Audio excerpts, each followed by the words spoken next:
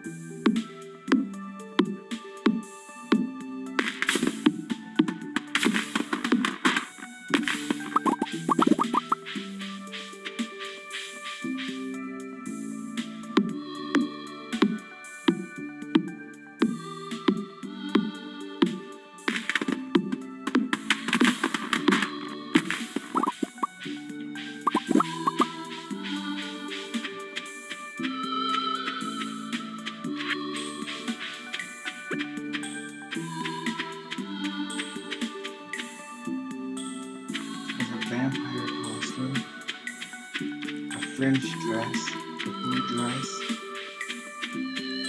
cream dress, Rocket Girl suit,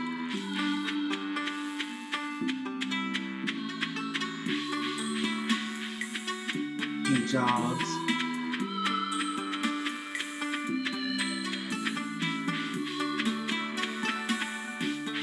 gloves,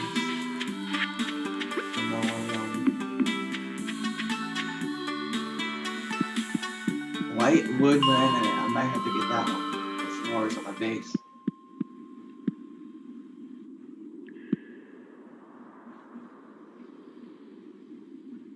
The atomic lamp looks cute.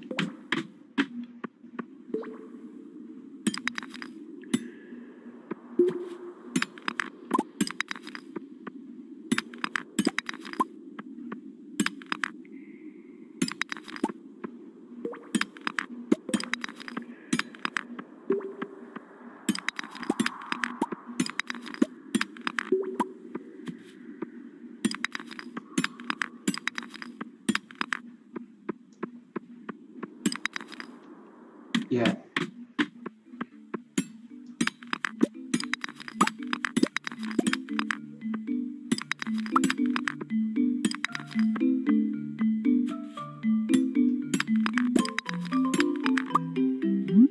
No comment.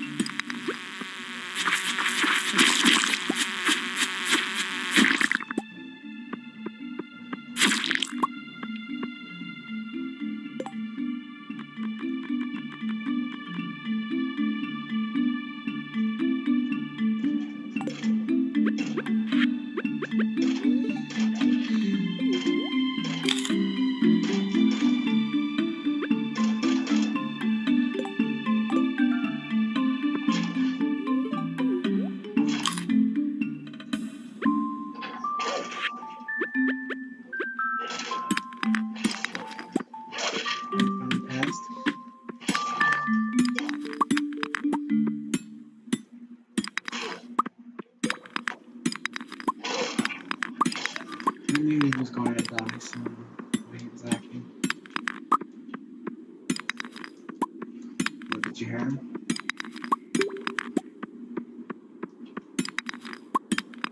Finland. Stanley Castle. Stanley.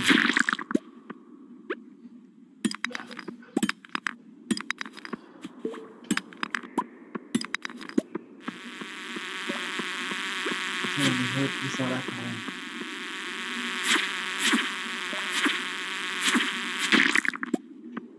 Too much bullshit going on around him at his old age.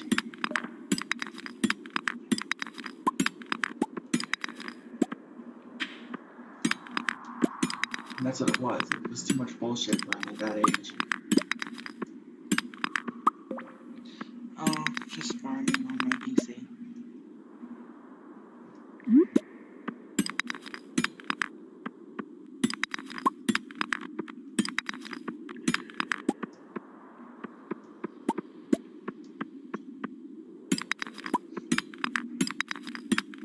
I'm playing my starter.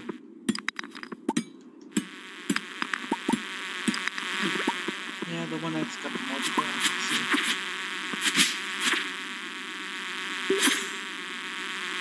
It's coming in console. You're hoping to fix them merchants. So I don't break them and then I can't sell anything for a week.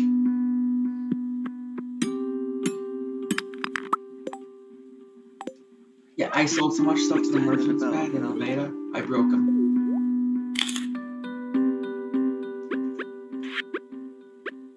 Especially since the game is 2D and they never planned it for multi to begin with. But it was such a success that they added multi. They brought on a special team just of 3 people to their team of 1 just to do the multiplayer feature.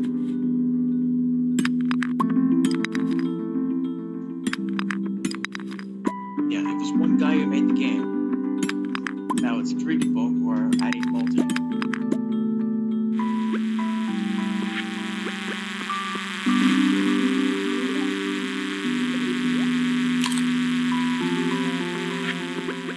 Considering that, that's not bad.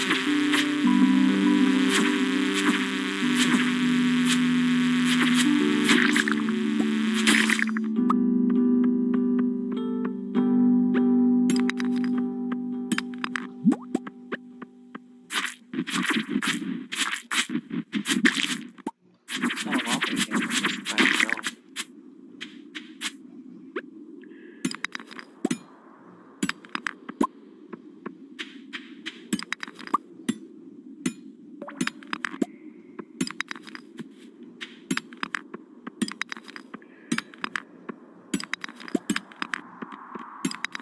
I'm getting to the overseer's camp. Yeah?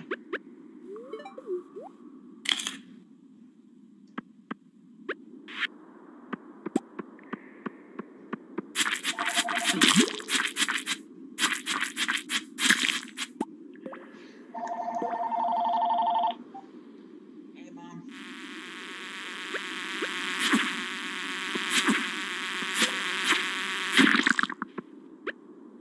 Already you talked to John. But all the dresses I like You're are paywalls. like I said, you're a little behind, Mom. 700 points, 600 points. And the round there, they got over 1,000. I already said I would help him. You're a little behind.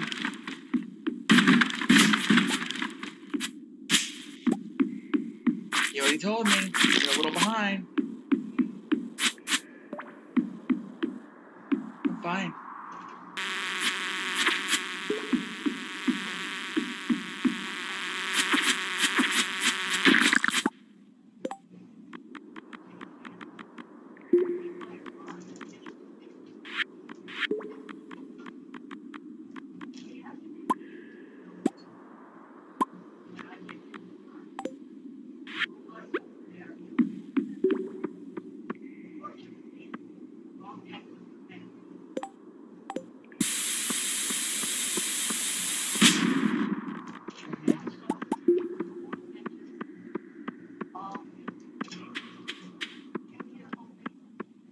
Yeah.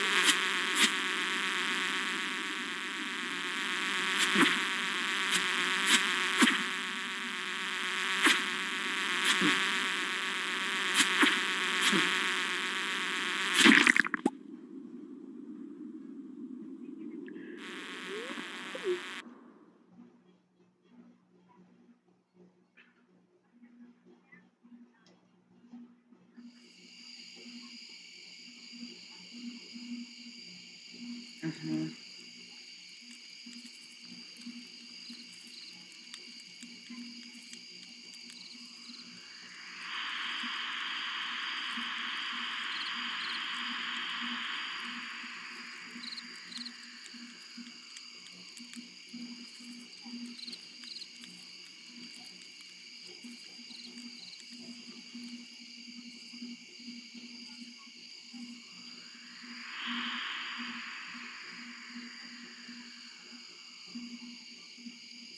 Okay.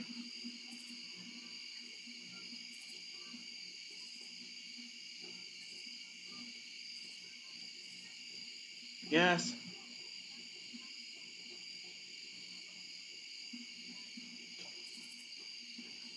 It's like I'm thinking mutt chops because I have like 6 mutt chop meat. Dogs jumped me as soon as I came through.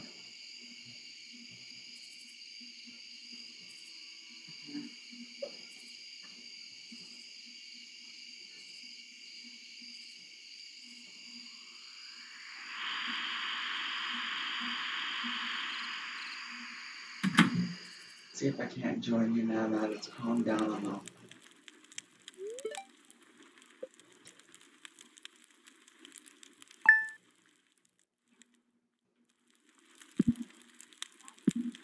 What? Not yet. I'm in. Instant switch. What? You can invite me if you want, but I'm not No. doing your party or mine. Fine, Mom.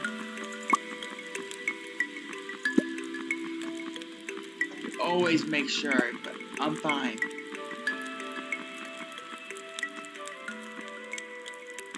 I'm just Alright. telling you, you're a little bit ahead of me. I just now hit the overseer's base. Yep.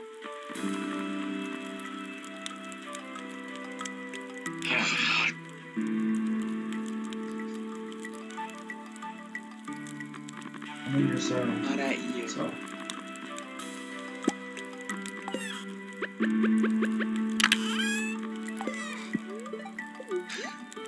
I think so.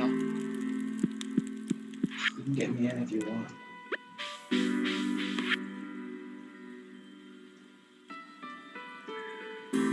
It's safe if you want. Uh-huh.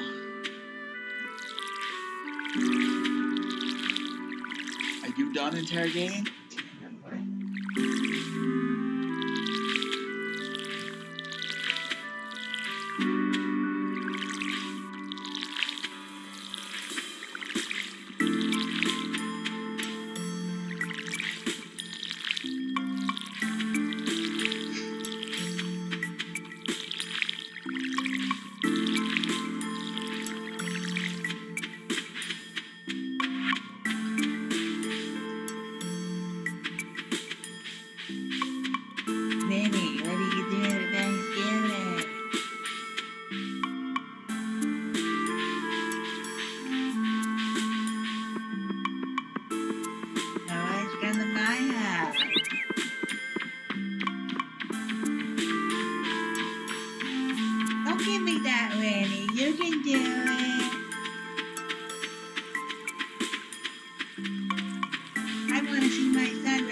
again and you will come. Yeah. You know what's coming. You know it. Huh?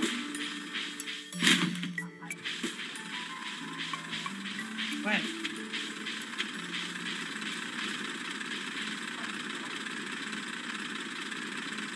Yeah, she asked you to come over.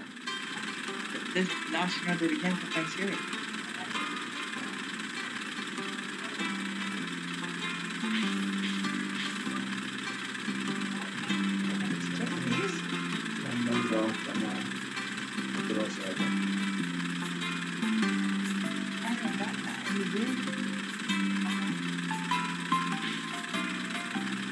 Castro. And we'll put that, and then I'll start moving forward.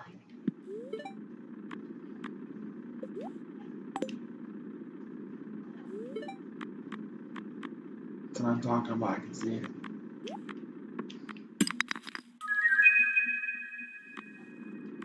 Flare, stem pack, moving water, flare gun, marked walking cane, and money.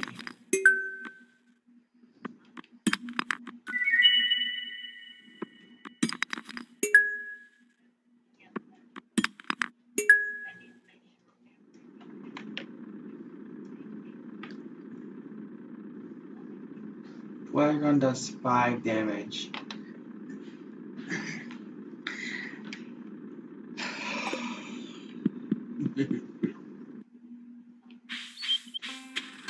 The flare gun does 5 damage.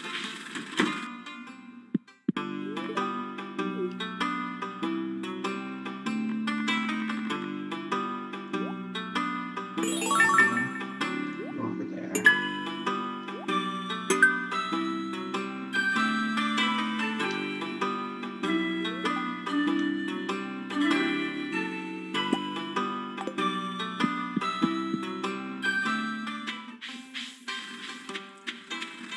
There's that tower. I'm gonna go to that tower to get the light visions on my map.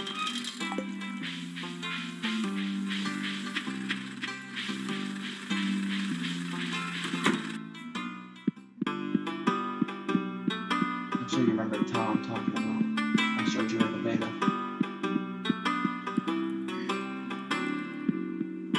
You might even know where, but you know what I'm talking about.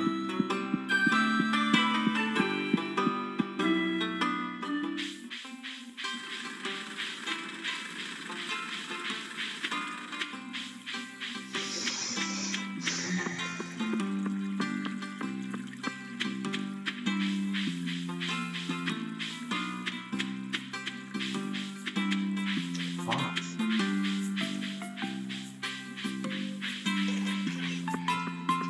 Dang fox.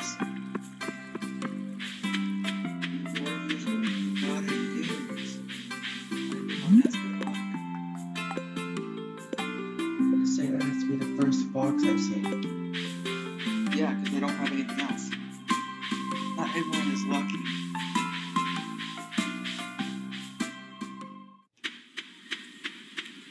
And not I've seen everyone's wolves. already went up to 5 Never stars. foxes. Some stopped at 4.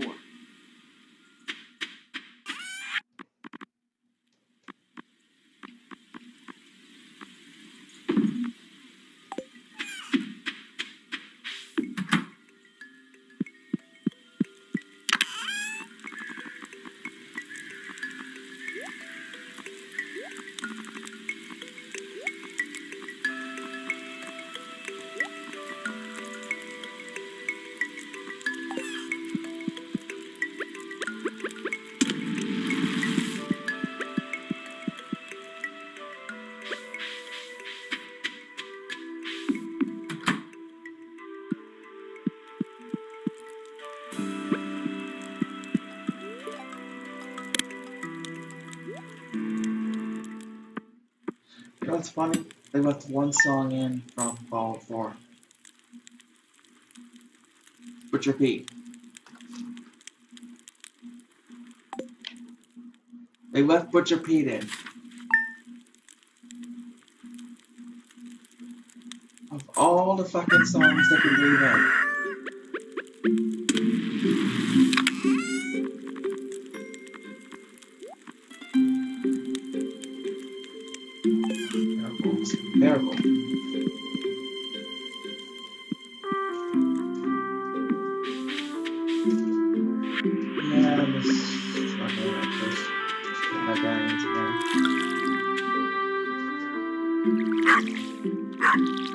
They gave me a bolt action pistol.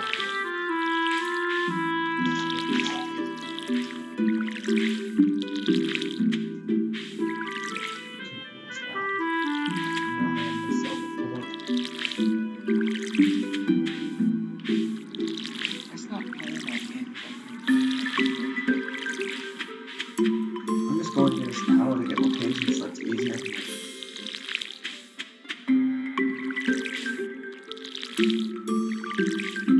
No idea, it's just a maps.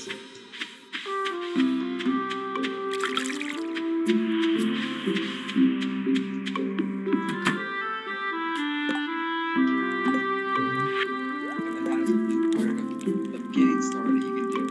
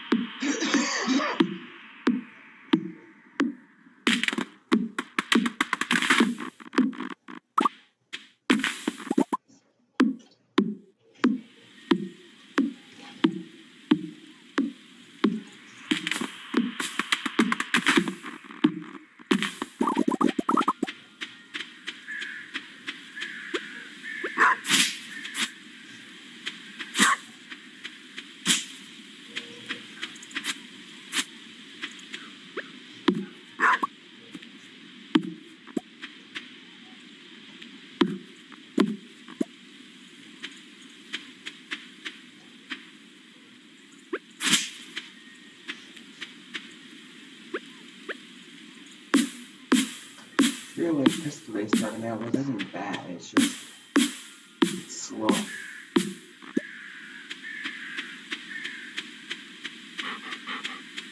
Recipe, sweet but fruit tea.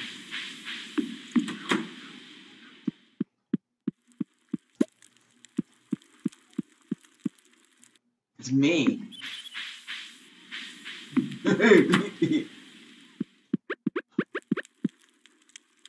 I've already found two.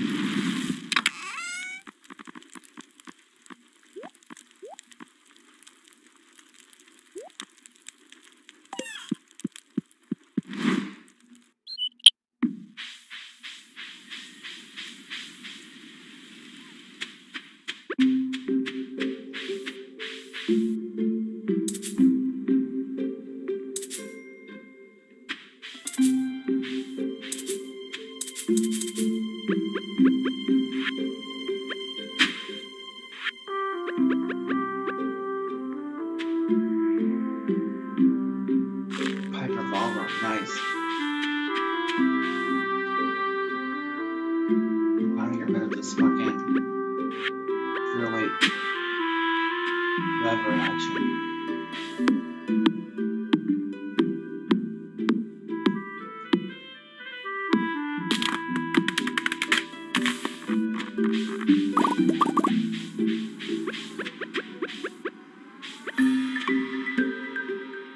Those lever actions are nice, but they're deadly. If you get stuck with that on, you're basically dead.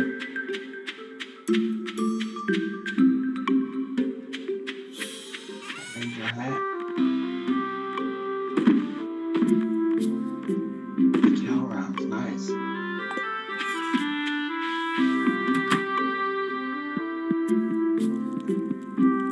A hunting rifle.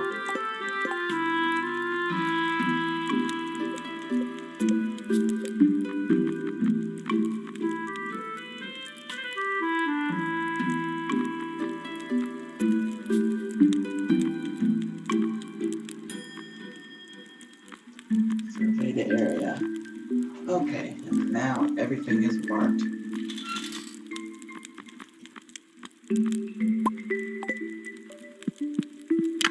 So when you wake up, Ben.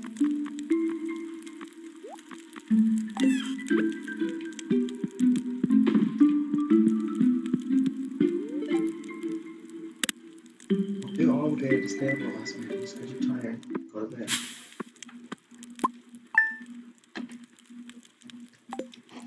Oh! That hurt.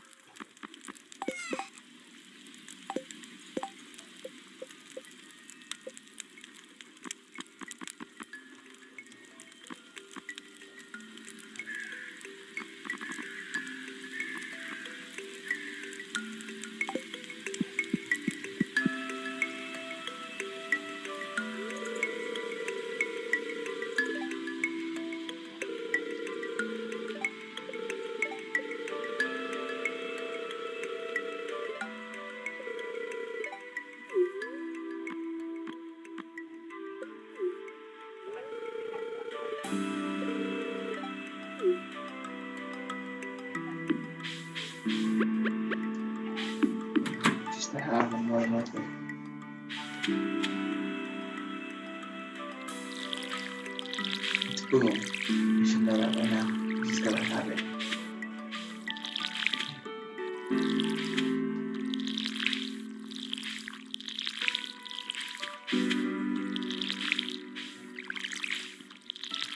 He just wants it to have it.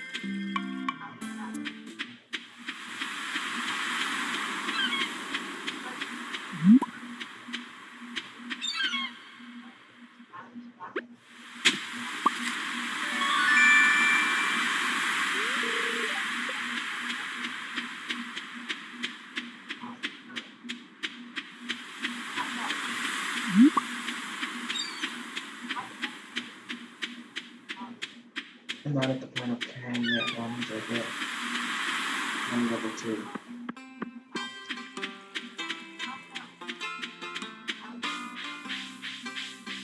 Oh.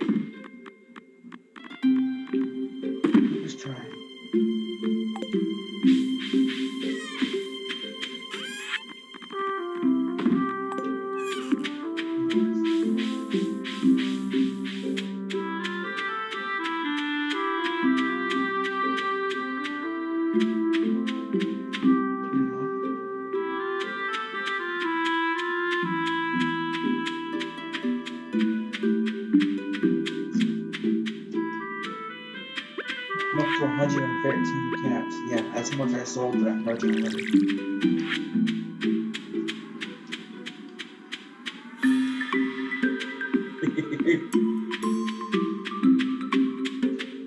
Like, unless it's some special food.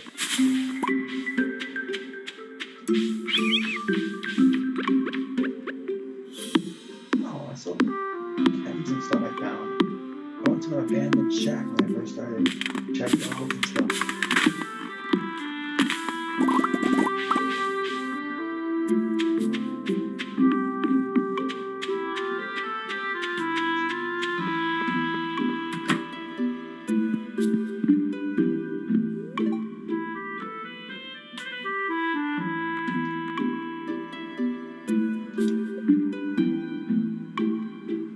There's not much shit in the open because people have just been roaming and killing and taking.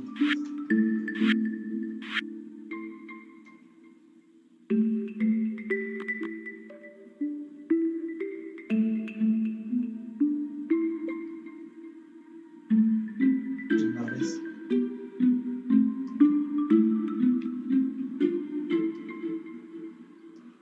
Yeah, sure.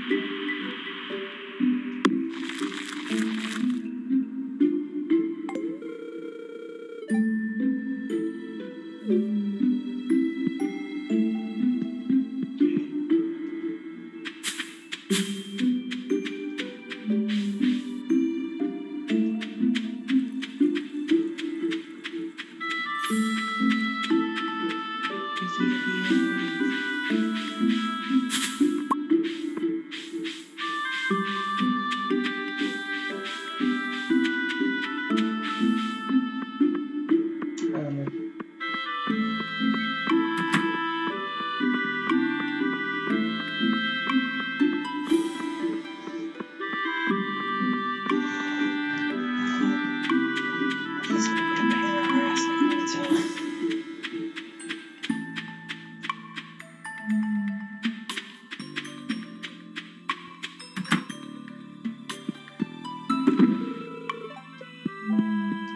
He started out, man. Trying to rush you.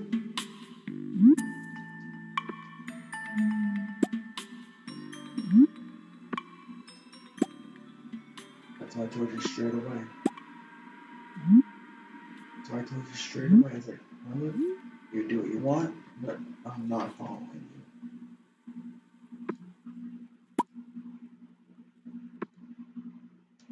Not that I didn't want to be around you. It's like, I don't want him to be his. Oh, let's be like a game.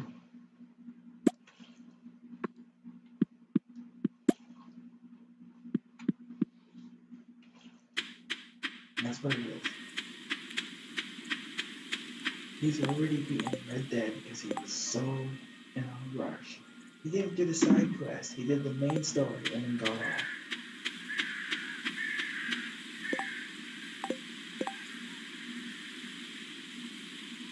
And it's known fact. It's a known fact. Red Dead has as much missions as Fallout. And he skipped them. He skipped every one of them. Why? Because he said it himself. He's got 3 games pre-ordered and he can't micromanage 3 games.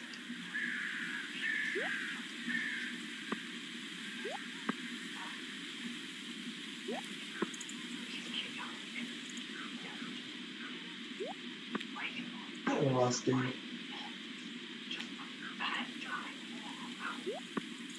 had a guy in my face, bouncing up and down, looking at me.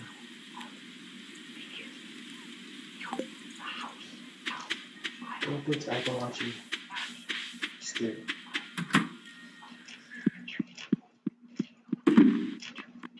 That's not one of the recipes, including the water pump, which is nice.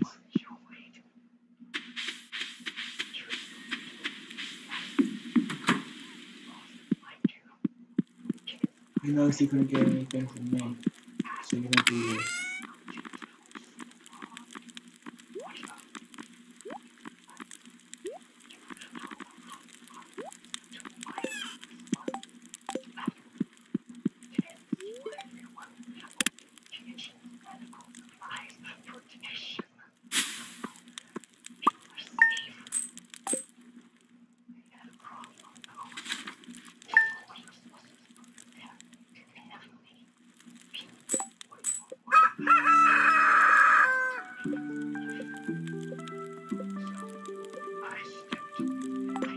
My sound for the TV is like, shut up.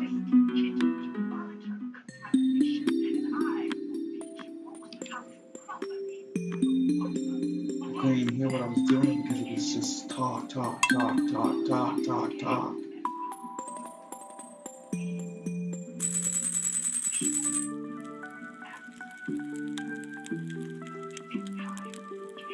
This is not a social event.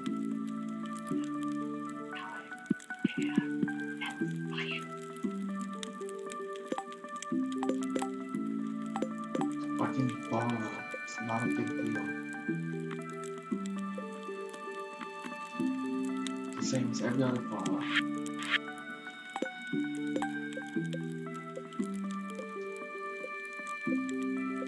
I'm not being mean, I just got tired of that really quick.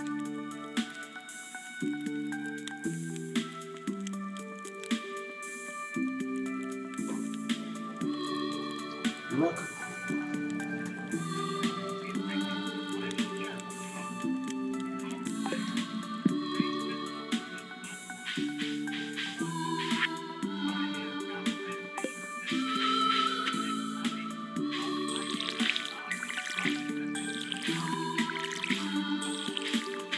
No, never had it.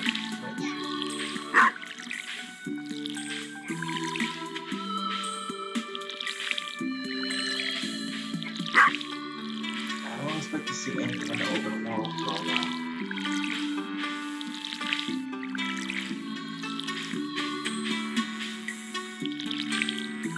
So everywhere I go, there's someone there.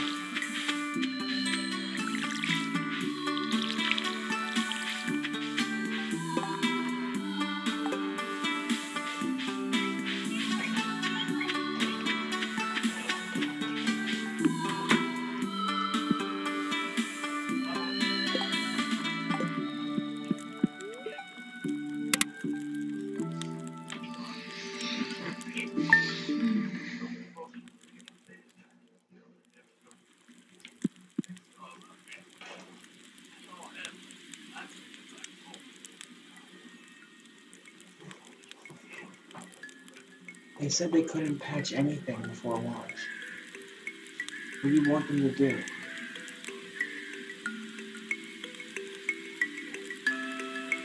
They said it straight out.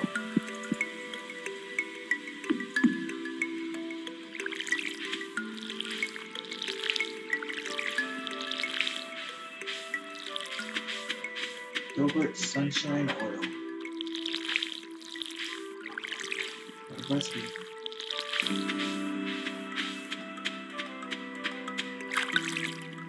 Yes. This is what I do.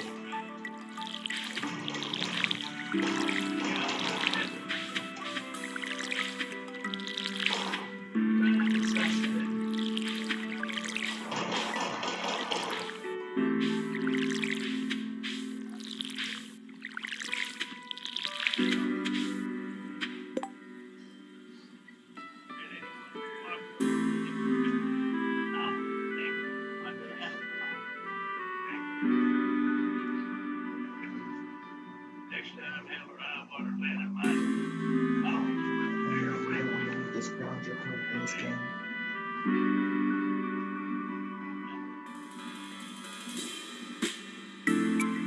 See, this Grounger like the Grounger. It's at least a luck perk, so I don't have to worry about a luck perk ever again.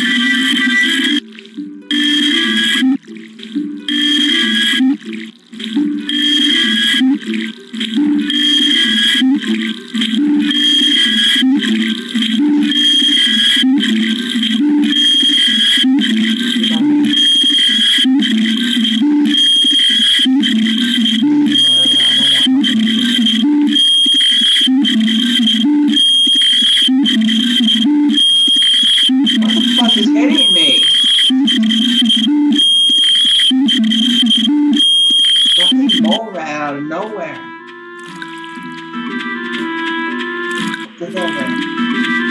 Yeah, fine.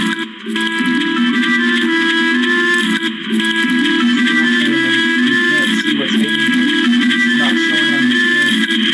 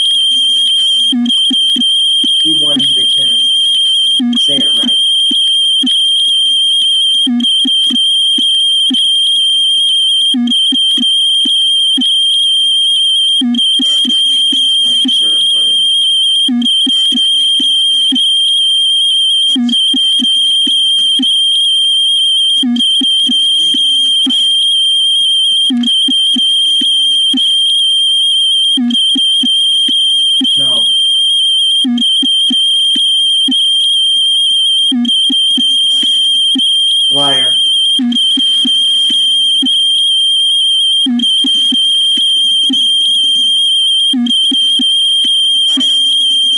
What's your favorite phrase? I'm an asshole.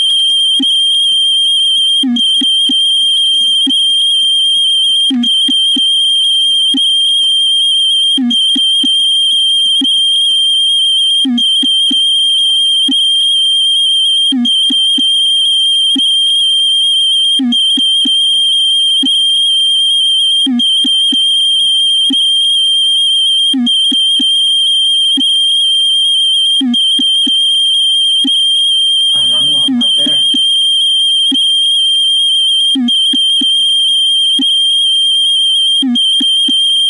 I can't tell you what I'm not there for.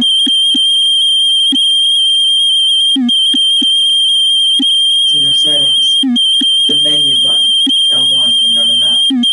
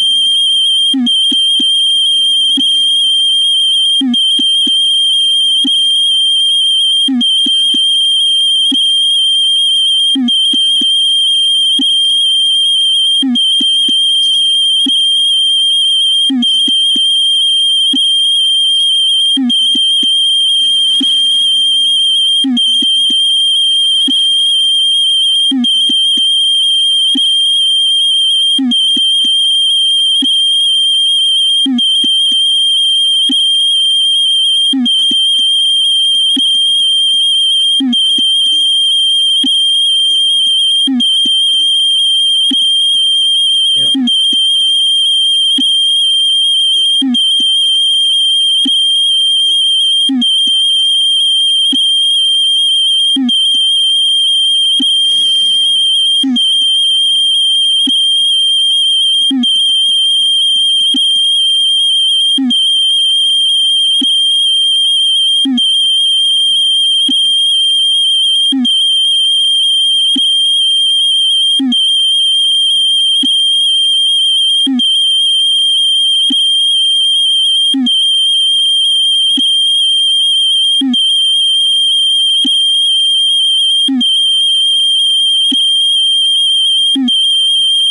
I know.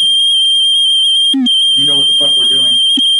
And he sat around playing a Nuka Tapper game for at least an hour.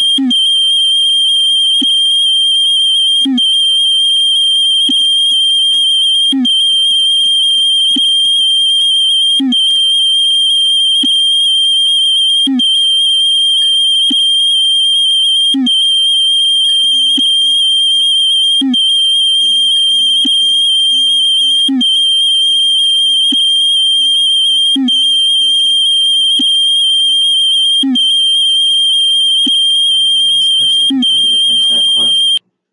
And Good luck queuing in. Yeah. I had to wait 12 minutes. And we're Every all time I at front, clicked it, it said disconnected. so.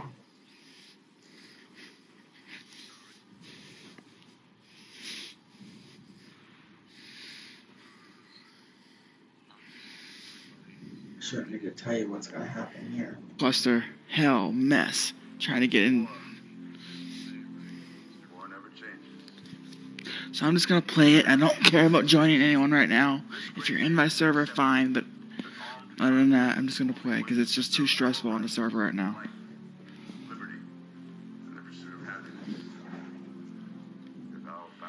You know, You have an unopened perk pack.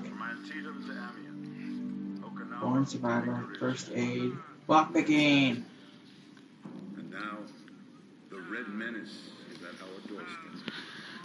Democracy itself is under threat of annihilation. That is why today, July 4th, 2016, Oh, they gave me hacker. 300 years after our great nation began, Gunrunner. we gather together to honor the completion. Yes, diseased enemies can give you diseases, but he can also give you mutations. Underground shelter may have been engineered by Vault-Tec, but it Yeah, we're getting our perk cards now. the good people of America. Those were in the beta.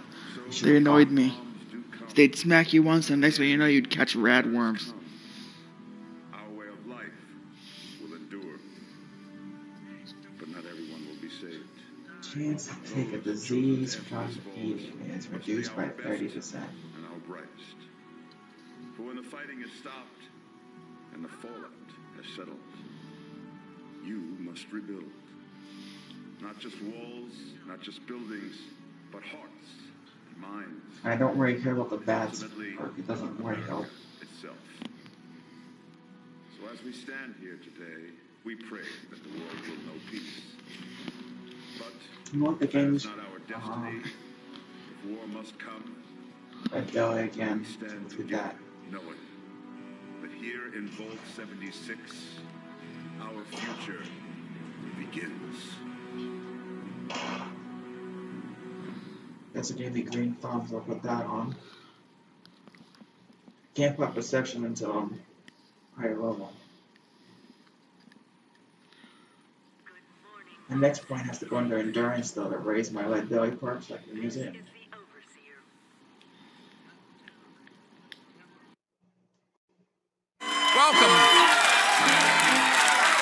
Welcome, ladies and gentlemen. Welcome to The Late Show. I'm your host, Stephen Colbert. And I'm going to start out tonight by saying to the people of California, our thoughts are with you because the Golden State is being ravaged by 3 deadly wildfires in Malibu and Northern California. There's been a tragic loss of life and an unprecedented loss of property. And we certainly hope everybody there stays safe, including and especially the firefighters who are fighting this on the front line. And at a time like this, it is hard to know the right thing to say. But for the wrong thing to say, let's check the president's Twitter feed. There is no reason for these massive, deadly, and costly forest fires in California except that forest management is so poor. Billions of dollars are given each year with so many lives lost, all because of gross mismanagement of the forests. Remedy now or no more Fed payments. I think that's called blaming the victim. I'd hate to be choking with only Trump there to save me. Are you choking? There's no reason for this massive loss of oxygen except your chewing management was so poor. Remedy now or no Heimlich, okay? But Trump did offer a solution to California's frequent wildfires. With proper forest management, we can stop the devastation constantly going on in California. Get smart. So important. Gotta be smart. Their biggest mistake is planting trees made of wood, okay? Rookie mistake. I will replace them with trees made out of beautiful American steel. Although Donald Trump is a well-known stickler for fire safety, because with all the hairspray, he is easily the most flammable president in U.S. history. It was maybe Washington. Maybe not. Possible. Light a match. It's him and Washington because of the wooden teeth. Oh, I see. It was only a matter of time before Trump got called out by someone who actually knows what they're talking about, such as the president of the Pasadena Firefighters Association, who tweeted, "Mr. President, with all due respect, you are wrong. The fires in Southern California are urban interface fires and have nothing to do with forest management. Come to Southern California and learn the facts and help the victims." I'm thinking, sure, that's a good idea. I mean, traditional. That's traditional, but I'm thinking maybe the last thing first responders need is a visit from the president. No, sir. No, sir. Stop throwing paper towels. That's just kindling. You're making it worse. Of course. Of course. When Trump goes off the deep end, at least we can count on a response from reasonable experts like Guns N' Roses founder and man getting thrown out of a Sizzler, Axl Rose, who tweeted, actually, it's a lack of federal funding that's at the root of the purported forest mismanagement. Only a demented, truly pathetic individual would twist that around, use a tragedy to once again misrepresent facts for attempted public political gain at others' expense. Wow, pretty wonky. But I shouldn't be surprised, though. After all, the first draft of Paradise City was actually, take me down to Paradise City, where the mass transit system serves all communities regardless of socioeconomic status, and the girls are pretty.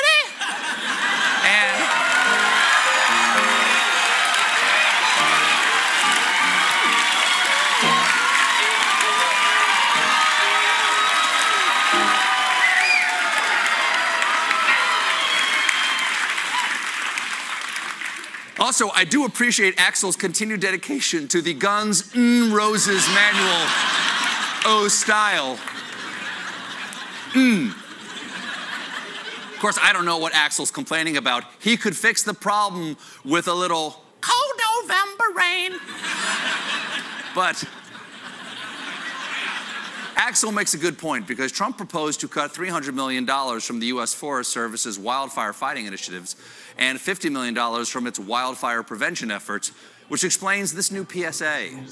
Only you can prevent forest fires. 'Cause we're broke. You think I poop in the woods 'cause I want to? I'll sell you my shovel. On the... Stay strong, Smoldery.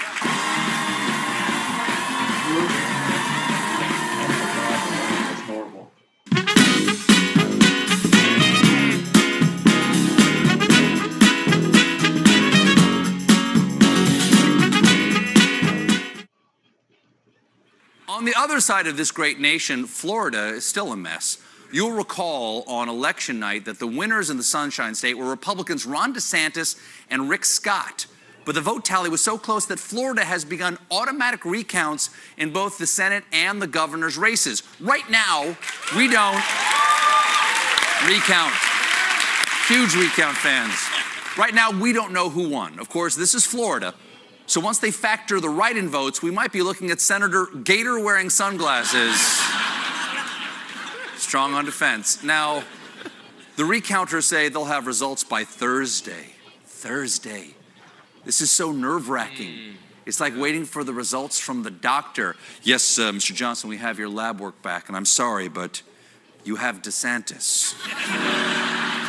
You'll need to call your previous partners and let them know. Now, Republicans have been skeptical of this recount from the beginning. One GOP congressman said, for all I know, they're still counting ballots for Al Gore back there. Hey, that's not funny. They are. And hang in there, Al.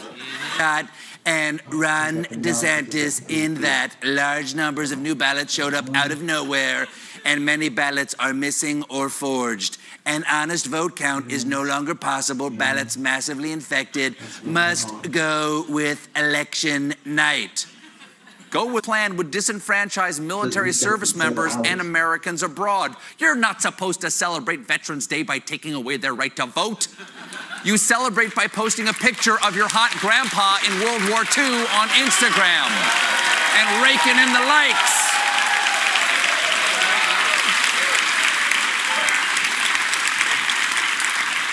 Where else? Well, Arizona. They're still counting in Arizona. In Arizona's Senate race, after trailing on election night, Democrat Kyrsten Sinema now leads Republican Martha McSally by 1.5 percentage points.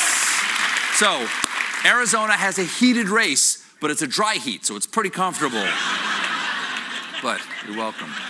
But unlike Florida, both sides in this election are saying every ballot should be counted. It's been slow because 75% of the state's electorate votes by mail. The other 25% Arizonans whisper their vote into a dream catcher. Now, there was a brief controversy about what to do about some of the votes because signatures didn't match exactly on the ballots and the votes, but a court resolved the issue this week. Trump still freaked out, tweeting, "Just out in Arizona, signatures don't match. Electoral corruption. Call for a new election?" Sure, how about 2016? Now,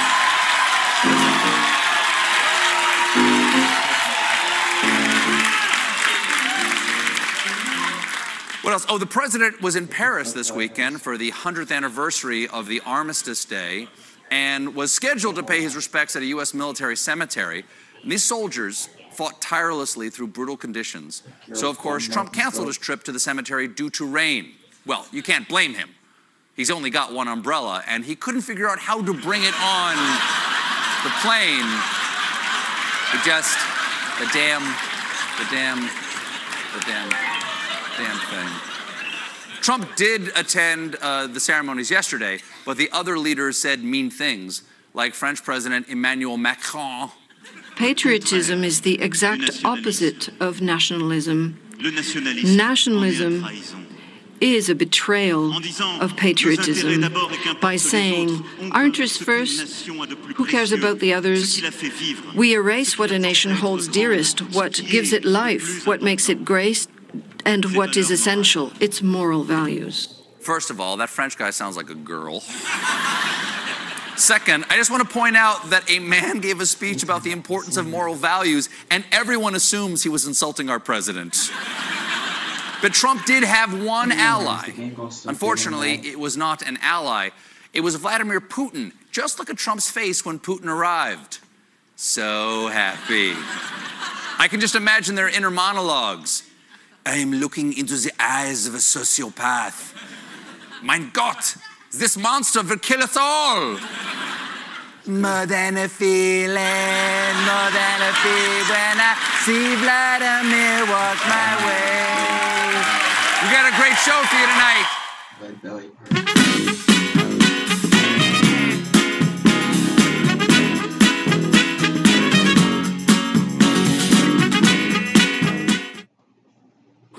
We just talked about him at dinner the other night, and that story you shared about him and his favorite dessert, which was apple pie. He couldn't. Chris said he couldn't pass it up in a restaurant for dessert, or if he passed a deli that had apple pie towards the end. You don't mind me saying that, do you? Not at all. He would point and say he wanted apple pie, and you'd say, "Pop, you just had apple pie not long ago," and he'd go, "So what?" And then he'd take it home. I never won an argument with him, even when he couldn't argue. But I'll tell you what, he introduced me to Thomas Merton many, many years ago. Thomas Merton wrote this collection of essays in 1960, but he was talking about the World War II experience. And it is a searing truth, literally, each word, literally. It literally is exactly where we are today. And it's not about Trump. Trump can make the pitch. You decide to buy. It's a whole different era, a whole different caliber of person who, when your dad was in the political arena, those guys, we talked about great speeches, right? And this isn't, I'm not talking about people's politics. Your dad's speech, Jesse Jackson's speech at the convention, just people who were just amazing orators, and also, actually cared about people in the process more than they cared about politics and winning. Well, look, one thing that is different, I think it's fair to say, politicians have always had their blemishes, okay? And the process has always been ugly. Negativity has always been a proxy for insight and has driven people to the polls.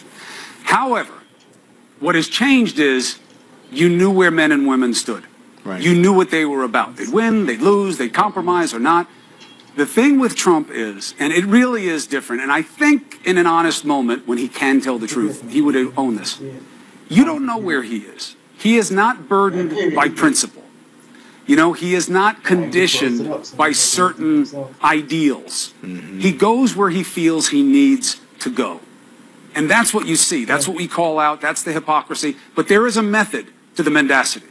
And that's what it is. Yeah. He knows where people might be led. And that's what he's doing. He wants to win at all costs. Remember, he was a Democrat before he was Republican. He was pro-choice before he was, He is not before burdened he's by principle. life. He's not burdened by principle. Yeah. But Listen, I got one for you. You got to use this line tonight. okay, what is it? I'll tell you why you can't let him throw rocks, Don. Why? You must treat rocks as rifles. David and Goliath. That's what David did. Oh my gosh. Took him out with a stone. Yeah. That's the argument from a Trump supporter who is in charge of Women for Trump. You got to be careful if they throw rocks at you because of what David did to Goliath.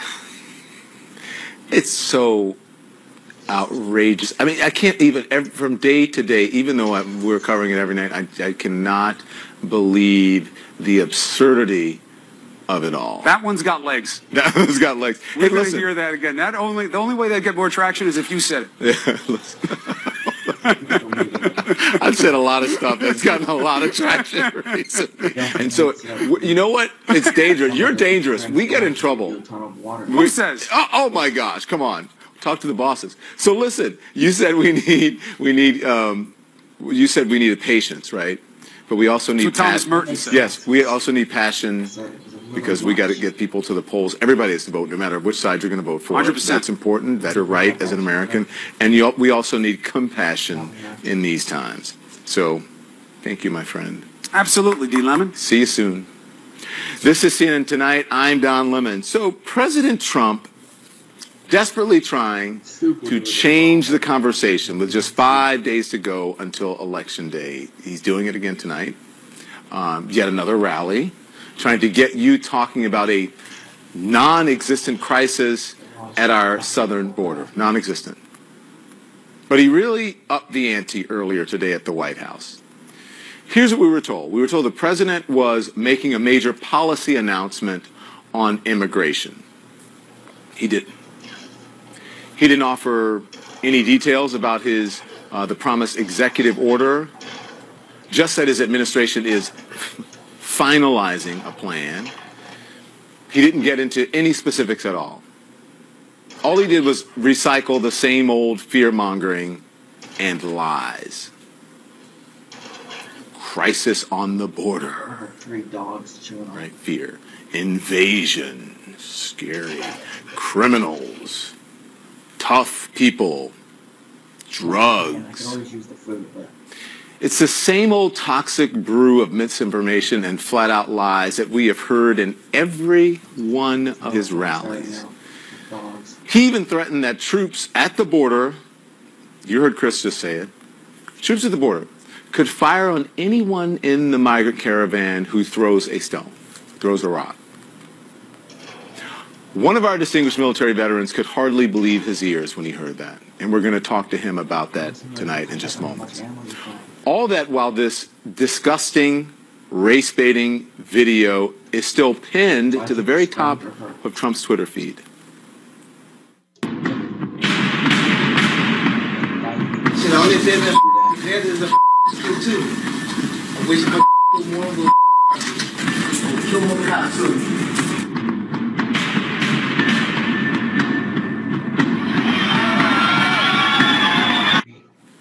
It's obvious. Here's the truth.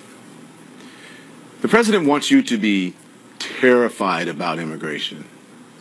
He wants you to be afraid of migrants hundreds of miles away from our southern border. Hundreds of miles away. They won't be here by Election Day or anytime soon after that. They may never even get close to this country. That's what he wants you to talk about. He wants you to talk about now for the next 5 days to go until this election. Why does he want that? Think about it. Why does he want so badly that he'd revel in these kinds of tactics? Maybe because, all right, here's what he doesn't want you to talk about. He doesn't want you to talk about allegations of voter suppression across this country. Okay? Georgia first. In Georgia, where the Republican candidate for governor's name is Brian Kemp. By the way, he's also the Secretary of the State, so he's in charge of the election. He faces backlash and lawsuits after the Associated Press reported that his office suspended more than 53,000 voter applications. Guess what? Almost 70% of them were African Americans. His office, Kemp's office, maintains that those people will be allowed to vote, but only if they bring the proper ID. So now let's go to North Dakota. It's new requirement there that Native Americans, that they have to show specific forms of photo ID bearing their street address. Okay, but here's the hitch. The problem is there are few actual street names on reservations. See what they're doing there? They did there? Dodge City, Kansas. A judge tonight denied the ACLU's request, denied it, to open a second polling place or return to the original one after officials moved it out of town. They just moved it right out of town. Here's what they claimed. They said that the old site was inaccessible because of construction. Here's a hat tip to my colleague, Rachel Maddow. Rachel sent a producer there who found that the old site, not blocked by construction. Not at all. In fact, there are numerous events scheduled there. So yeah, the president doesn't want you to talk about any of that. He doesn't want you to talk about the deficit skyrocketing, an increase of $113 billion. You know why? It's mostly due to this president's tax cut for corporations in the 1%. He doesn't want you to talk about the stock market. Have you seen your 401k lately? The stock market just had its worst month since 2011. He doesn't want you to talk about his empty promises of a 10% tax cut that he made recently for the middle class, one he promised to pass before the election, even though Congress is not in session, was not in session. Remember when he busted that claim out of nowhere and everyone was like, what are you talking about?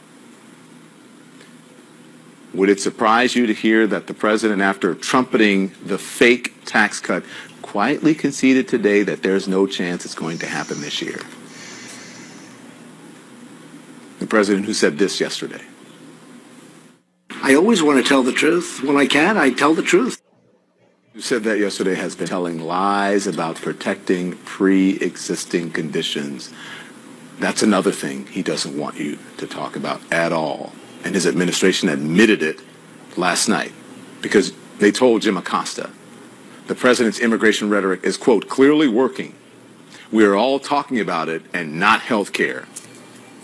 He doesn't want you to talk about his empty promises to preserve coverage of pre-existing conditions while his administration simultaneously works to kill the Affordable Care Act, a.k.a. Obamacare, which protects pre-existing conditions, right? He doesn't want you to talk about how he palled around with the repressive Saudi regime responsible for the brutal death of Jamal Khashoggi, and went along with their ridiculous cover stories. He doesn't want you to talk about his own fear-mongering rhetoric as Pittsburgh is still bearing victims of the worst anti-Semitic attack in this nation's history. And as investigators are building their case against the Trump supporter charged with mailing pipe bombs to this network and prominent Democrats across the country. This is what he said tonight. We did have two maniacs stop a momentum that was incredible because for 7 days nobody talked about the elections. It stopped a tremendous momentum. So let me ask you to do just a little thought experiment with me. Okay? Are you ready? If the man who sent 15 bombs in the mail was a deranged Hillary Clinton supporter, what would the president be saying? If the man who shot and killed elderly Jewish people praying in the synagogue had been an illegal immigrant or a Muslim, imagine what we would be hearing from Donald Trump, and imagine what we'd be hearing from right-wing media. Oh my gosh, the world is ending. Heads will be popping off everywhere. He wants Americans to hear the caravan more than the four white supremacists in Southern California indicted just today for carrying out violent attacks at political rallies. Did you hear about that one? He hasn't talked about that. And he definitely doesn't want you to talk about the Russia investigation, especially as emails surfaced today between Roger Stone and Steve Bannon about WikiLeaks, the disclosures of emails stolen by the Russians. That's amid reports that Stone pitched himself to the Trump campaign as a WikiLeaks pipeline. The president doesn't want you to talk about any of that. He has a record that he could run on. The economy is good despite the deficit in the stock market, as I said, despite those things. He's established a conservative judiciary for a generation. Now, that is a real accomplishment. He has lived up to a number of his promises, and a lot of people don't like that, but it really is true. He talks about those things, but primarily, he is using fear and hate to motivate his base in the days before the midterms. So the president has had a lot to say about immigration. A lot of it is false. A lot of it is racist. A lot of it's mean-spirited. But no matter what the president says, the voters are already voting, already deciding. A lot of them support the president. No one will forget that and forget the lesson of the 2016 election. And a lot of them don't, though. We will know how many and who wins 5 nights from tonight when election officials around the country are counting the votes. Whatever side you're on, whatever side, voting is a right and it's a privilege simultaneously. It's a right and a privilege. It is a right a lot of people didn't have, that others fought and died for. That's why we've talked about so much on this show about voter suppression. And will continue to do so. It is because your vote really is your voice. That is how this country works. I'm not the only one saying it either. For anybody here who has an ancestor who didn't have your legacy, honor your legacy, honor your right to citizenship. The president stoking fear of immigrants at a campaign rally in Missouri in an attempt to rile up his base, attacking the migrant caravan in Mexico, saying it's full of bad people, ignoring the fact that many of the migrants are women with children running away from violence. It's a repeat of what he said at the White House this afternoon, so let's bring in now Chris Liza and David Axelrod. Gentlemen, good evening to you. So glad that you could be on. You know, David, we were told that we were going to get a new asylum policy proposals today, but instead we got divisive rhetoric and a long list of false claims. The president used the trappings of his office to fearmonger and mislead and basically give talking points from his campaign rallies. Yeah, well, I would think sending 5,000 or more troops to the border would be another expenditure that is more about campaign than about the actual situation on the ground. Mm-hmm. I suggested earlier today that the taxpayer should send that bill to the Republican National Committee. But, Don, you know, we're going to have this discussion every night from now until Tuesday because the president doesn't care. He's in campaign mode. He will use any and all of the devices at his disposal to try and stoke his base up with this fantasy Armageddon that he's been talking about, you know, for several weeks. And we'll see if he's successful on Tuesday. But one thing I'm pretty sure of is that he's not going to wake up tomorrow and say, you know what, maybe I overdid this. Maybe I shouldn't have used the Roosevelt Room for what was blatantly political. No, he doesn't. The only thing the president thinks is inexcusable is losing an election. Mm-hmm. Anything in service of winning is within bounds for him, and we've seen that, and it's not going to change. That's who he is. You know, Chris, David brings up a very good point about the military and the taxpayer and taking troops away from their families during holiday season. Thanksgiving is coming up, and there are a whole lot of things there. But really, debasing the office of the presidency today, the Roosevelt Room, the White House, with his closing message for the midterms, it's really where he started his presidential campaign in 2016 by stoking fears over immigration and trying to rile up his base. Will it work? I think it will rile up his base. I think they had a bump, the Republicans, after Kavanaugh. The fight itself and then winning the fight, I think that helped. I think that was fading. I think that's why you see the immigration issue being quite clearly and purposely injected into this debate. Donald Trump, in that speech you mentioned today, Don, which was I mean, let's be honest, that speech could have be given in front of a campaign rally in a Senate race. One of the things that he said was, well, they're rushing toward our borders. I mean, it's 7,000 people. The fastest they can move is 20-ish miles an hour, and as of 20 miles a day, I should say. And as of last week, they're 1,000 miles away. So they're not rushing toward our border. Yeah. So to answer your question, yes, I think it will work to re-rile up the Republican base because it is a fear and anger message, and that is a powerful emotion. But at least as you look at the House, most of the districts here that we're talking about that are suburban Chicago, California's suburbs, New Jersey, some Philadelphia suburbs. That message will not play there. If anything, I think it will probably wind up hurting those candidates. It's why you see a Carlos Curbelo, for example, in Florida, saying, I don't want anything to do with this. I think this is the message he wants to end on because he knows it speaks to his base. It can help in some Senate races. So it might work, and they also might lose more seats in the House because of it. Yeah, and just remember, do you guys both remember hundreds, thousands of people and coming? Don, 201 claims, quickly, 374 of those receiving credible referrals. Yep. And just because that doesn't mean that they got in.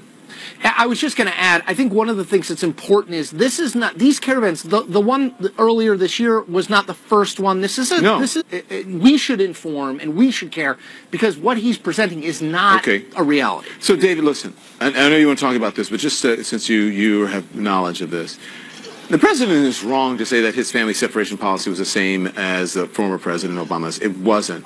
But this constant comparison to Obama, even 2 years into his administration, what do you attribute that to? Well, first of all, I think there is an element of rivalry there, but I also think that, again, everything about him and his focus right now is his base. A lot of effort was put into demonizing Obama with that base, and he thinks that it's good politics to make those references. You know, we'll see about that. I do think that, you know, Democratic enthusiasm has been high really since November 6th of 2016. This has been a problem for Republicans, increasing Republican enthusiasm, particularly in red states where there are consequential Senate races, something that he's deeply concerned about. I agree with Chris that he may be trading those red state Senate seats for House seats in suburban areas around the country. He may be cementing the result. The amount of people that come in here legally, because we need them in farming. Yeah. We need them in construction. We need them in the restaurants. So there is a demand over there. When you go south of the border here, there's a demand to come here. And there's a demand over here for those people to come here. So, I mean, you have supply and demand. You have everything right there. So that's going to air Saturday, 7 p.m. Eastern Time, right here on CNN. What else are we going to hear from Arnold? Well, he also, you know, he has interesting views on immigration, also on globalism. You know, when you hear him talk, I mean, in certain ways he was a forerunner of Trump in that he was a big sort of star. He ran as the Terminator effectively and got elected governor that way, just as Trump ran as the character from The Apprentice who was going to smash, you know, Washington and set it in order. But on substance, Arnold Schwarzenegger really represents the kind of Republican who Trump has run out of the Republican Party. He's really a moderate Republican. He kind of acknowledged that the only way he could have gotten elected back in the day was in that runoff election where he didn't have to run in a Republican primary because he would have been attacked from the right. But right now, he is in that group. He's very close to Governor Kasich of Ohio, and he is in that group that, you know, Donald Trump has said basically hasta la vista, baby, to in the Republican Party. That was good, David. I gotta give that to you. By the way, it's so funny. I just saw him he's on the cover of the current Men's Health right now, and with an old picture. Anyway, go check it out. Thank you. And make sure you check out the X-Files. Thank you very much, everyone. Thanks, Tom. So, want to know what Roger Stone's, what's in his emails? Robert Mueller does too. And we've got a quiet from the Mueller investigation. Major developments tonight, newly unearthed emails from the 2016 show how the Trump campaign, how the chairman, Steve Bannon, talked to Roger Stone about WikiLeaks and its plans to release emails stolen from from the Clinton campaign just weeks before the election. So I want to bring in now Shimon Prokupecz and also John Dean. Good evening to both of you. Shimon, can you take us through these emails, please? Yeah, certainly. And really, this is important, really, and it kind of gives us an understanding why the special counsel and the Mueller team have been digging in on Roger Stone. The emails really in the weeks before the election, some of them before Julian Assange had released any of these emails. And, you know, if you just take a look at this, on October 3rd of 2016, there's an email from Roger Stone to Matthew Boyle, who is an editor at Breitbart, which is connected, obviously, to Steve Bannon, who was working for the campaign at that time. And in the email he writes, this is basically asking Assange what's he's got. Hope it's good. And then there are emails, a follow-up from Roger Stone, also basically saying what it is. I would tell Bannon, but he doesn't call me back. And then he says, you know, my book on the Trump campaign will be out in January. And then finally on October 4th, Steve Bannon emails Roger Stone asking him what was this morning. And that was in reference to a press conference that Julian Assange had held. And then, of course, Roger Stone replying, fear, serious security concern. He thinks they are going to kill him, and the London police are standing done, which we actually think he means down. Now, what's interesting... So, Shimon, let me ask you, sure. So just the first one, I think, the first one is actually from Boyle to Stone, right? That's right. And then Stone replies to Boyle, right? And then Bannon replies to Stone after he said he can't get in touch with Bannon. That's right. Okay, go on. Exactly Sorry right. about that. Go on. Yeah, no, and really what's interesting here, Don, is, you know, we know that Steve Bannon was in to see the Mueller team on Friday, and he was presumably asked about these emails and other, you know, concerns about his contact with Roger Stone. What's not clear is if Roger Stone was actually serious in all of this, but certainly when you look at these emails, it's clear that Roger Stone, at the very least, was acting like he had some, you know, knowledge ahead of time that Julian Assange was going to release these emails. Certainly, at least he's acting like he was some kind of conduit and had some backdoor communication here with Julian Assange. But does it prove, Shimon, that Roger Stone was a back-channel link between WikiLeaks and the campaign? I mean, if you just look at these emails on their face, you know, you can read a lot into it, and it does seem that way, certainly from these emails. But we don't know exactly everything that the Mueller team has and what other information they have. There are other emails from Steve Bannon where it seems he's not even taking Roger Stone seriously, and they think he's kind of, you know, just acting like he knows things and just trying to get inside the Trump campaign and perhaps maybe get onto Donald Trump's good side. It's really not clear because we don't have a full picture. But what's clear is that day in and day out, we keep hearing that the Mueller team is zeroing in, kind of digging in on Roger Stone. And certainly these emails kind of tell us why. Okay. John, I want to bring you in because here, this is what Stone told the New York Times, okay? He said he did nothing more than posture, bluff, hype based on WikiLeaks Twitter feed and miscellaneous tips. Do you buy that? Roger has been amending his story from day one on this. He, in fact, late this afternoon, the Washington Post filed a really nice piece kind of cataloging his story as it's been amended. This is another amendment because he denied talking to anybody in the campaign, and he said, oops, you know, I didn't even remember I had an email exchange with Bannon in his claim. So Roger is hard to take at face value, frankly. So, John, even if Stone, let's just say he was exaggerating his ties to WikiLeaks, if campaign officials believe that, does that show that they intended to conspire and that it's illegal? It certainly can. Co-conspirators don't have to tell each other truthful stories or the world truthful stories. A conspiracy, in fact, it happened in Watergate. Many people were saying different things. Different people we know today, from hindsight, were motivated by different reasons. So you can still come together as a conspiracy, in fact, not even knowing all the other co-conspirators. And the beauty of the conspiracy law is that hearsay is relevant. It can come into any prosecutions, and you're responsible for the activities of other co-conspirators. Yeah. So I think Roger could be getting a slot in the conspiracy. So then what kind of charges? Is that What would the charges be if he the underlying the case that Mueller has been building, we know from his indictment of the Russians, is really a case to defraud, a conspiracy to defraud the government of a fair election. And that would be what would, this would be part of that, because this could slide right into that. And it could be based on a bunch of lies. Shimon, John, thank you. I appreciate your time. The president tweets out a race-baiting ad made by his campaign for the midterms, yet many in the president's party have been silent about it. What does that say about it? Good evening to both of you. Good to have you on. So, Steve, do you think it is fair to target Democrats with a cop killer and say, Democrats let him in our country, Democrats let him stay? Would you personally make that ad and run that ad? I think it is fair because it's the unfortunate reality is that the Democrats don't want to use the phrase open borders, but that is what their policy actually is, whether it's sanctuary cities or whether it's tolerating a porous southern border in the United States.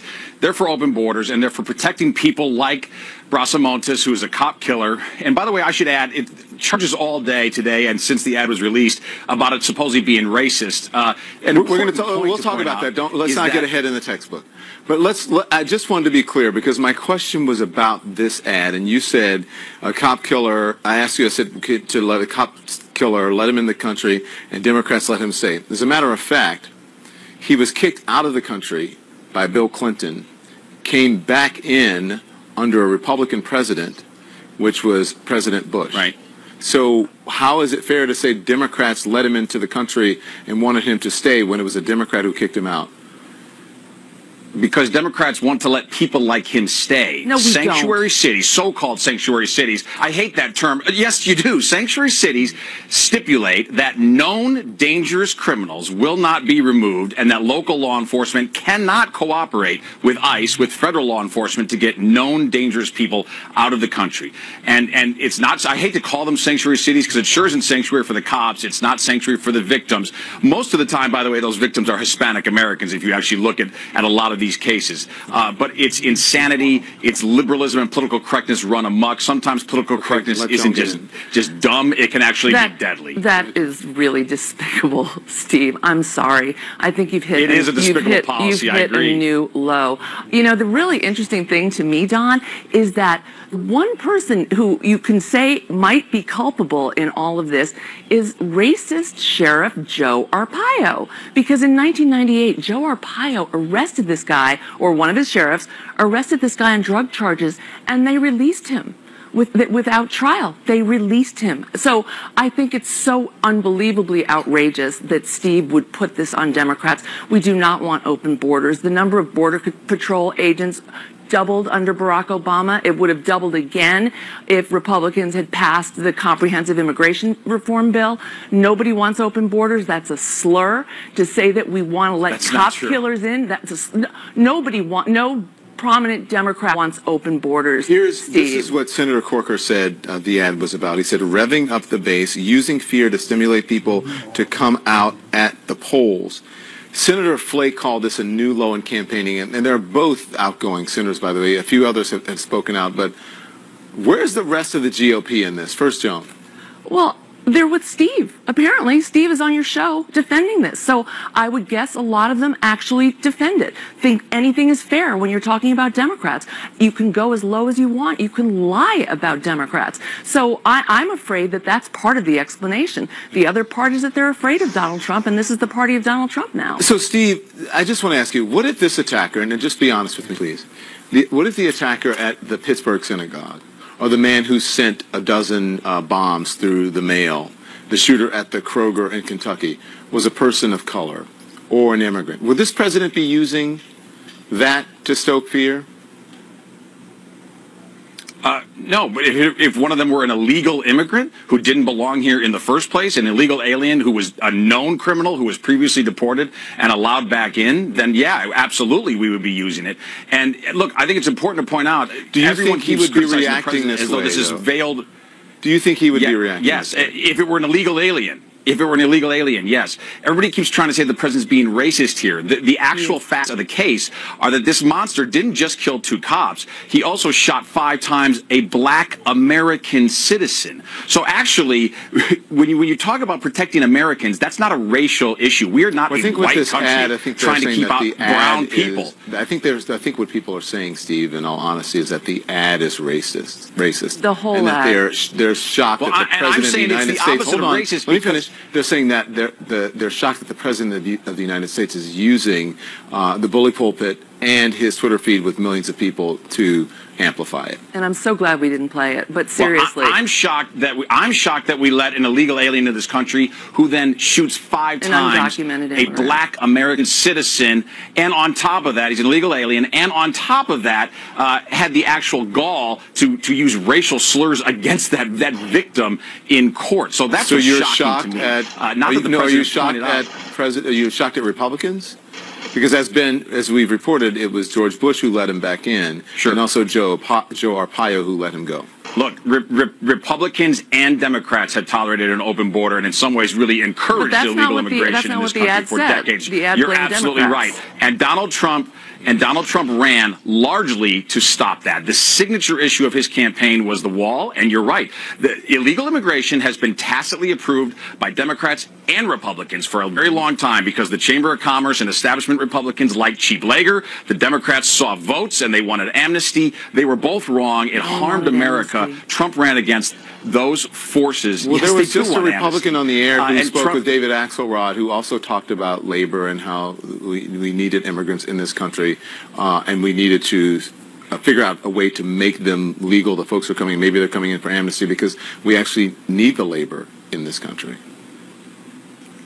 And well, we hear that a lot, but I think one of the main reasons that working class wages stagnated in this country for so long is because we tolerated about 1 million illegal workers a year who absolutely flooded the market, particularly in working class jobs. Many studies have debunked that, and now, actually, Steve. Now what we see is the opposite. Working class wages are rising faster than white collar wages for the first time in years, in no small part because of immigration. On wages. This ad is racist through and through. By the way, I just want to make sure there are studies all over the place. Okay. On both sides of that issue, there are many, many studies, but it just makes common sense that if you flood the market with illegal workers, wages will be reduced. I got to go. It makes common sense. Just for fairness, he was kicked out of the country by President Clinton. He came back in under George W. Bush, and then George W. Bush kicked him back out. Okay, so and violently, you saw that 3 days ago, really hurting the military. We're not going to put up with that. They want to throw rocks at our military. Our military fights back. We're going to consider it. I tell them, consider it a rifle. When they throw rocks like they did at the Mexico military and police, I say, consider it a rifle. Well, first of all, they're going to get nowhere near our military, okay? And let's discuss all of this now because General Mark Hertling is here. General, good evening to you. You know, we're actually hesitant to give that comment from the president any airtime, but we decided we had to play it because, frankly, it dishonors the U.S. military. You said on Twitter that no leader in the military would ever allow a soldier to shoot someone throwing a rock. Explain that. Well, Don, it goes against the Uniform Code of Military Justice, rules that we follow and that people are disciplined for countering them. It goes against the law of land warfare, and it goes against the Geneva Convention. There are laws or fundamental principles, they call them, of the law of land warfare, talking about military necessity of targets and several other things. But one of the things is proportionality. You don't strike with a rifle, or you don't shoot at someone who's thrown a rock. That's just not what our military does. We train our soldiers, our Marines, our sailors, on that as soon as they enter basic training. They're told, you know, what makes up the American military and how special it is. We provide them with values that guide them in their military service and their career. It isn't just a bunch of mercenaries that pick up rifles and go someplace and start shooting people. So when we hear the president make statements like this, And he's made other statements. There's a trend line. You know, during his campaign, he said he was going to bomb Iraq and take all its oil. He said he was going to kill terrorist families. He talked about dipping bullets in pig's blood, which is a false story about General Pershing. And then now he says we're going to treat people that are throwing rocks as if they're taking up weapons. It just all violates what morals and character and laws of war are all about, and it's not what our military does. Here is, General, this is what the former Defense Secretary Chuck Hagel said about the president's comment. My reaction in listening to that, coming from the Commander-in-Chief of our forces, President of the United States, is one of disgust. That's a wanton incitement of unnecessary violence. It's a distraction. It's a distortion. It is a rank political purpose. To use our military like this and to say those kinds of things is really astounding. It has been startling to hear former top military and intelligence officials react this way to the Commander-in-Chief. Yeah, there's been several retired general officers, and of course the active duty general officers can't say much because of the civilian control of the military, Don, but the retired ones are starting to speak up. And part of the reason for that, I mean, this is an incident. We can take this as one thing that's happened today, but as I said, in terms of the trend line, it talks to the strategic divisiveness between the people and the military.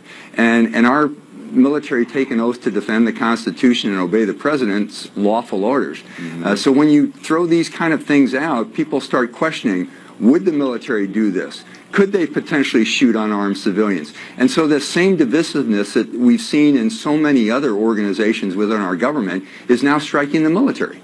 And as soon as it starts undercutting the morals and the fiber of what our military is and what we do and providing security to the country, it's just another brick in the wall, if you will, that the president is putting up there that makes people question our security, our institutions, our processes, and what we are as a nation. And it's unfortunate because, as I said, the active duty military can't speak out. They obey orders. They're told to go places, they go there. They do the best they can under any circumstances.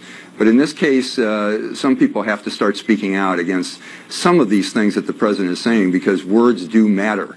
And language must be precise when you're dealing with these kind of situations. General Hertling, I appreciate your time. Thank you, sir. Thank you, Don. We'll be right back. Attempting to paint a group of migrants hundreds of miles from the border with a broad and scary brush. In what was billed as a policy speech from the Roosevelt Room today, the president proposed no actual policies. Listen to what he said. There's nothing political about a caravan of thousands of people and now others forming, pouring up into our country. We have no idea who they are. Did you catch that? The president admitted we have no idea who they are.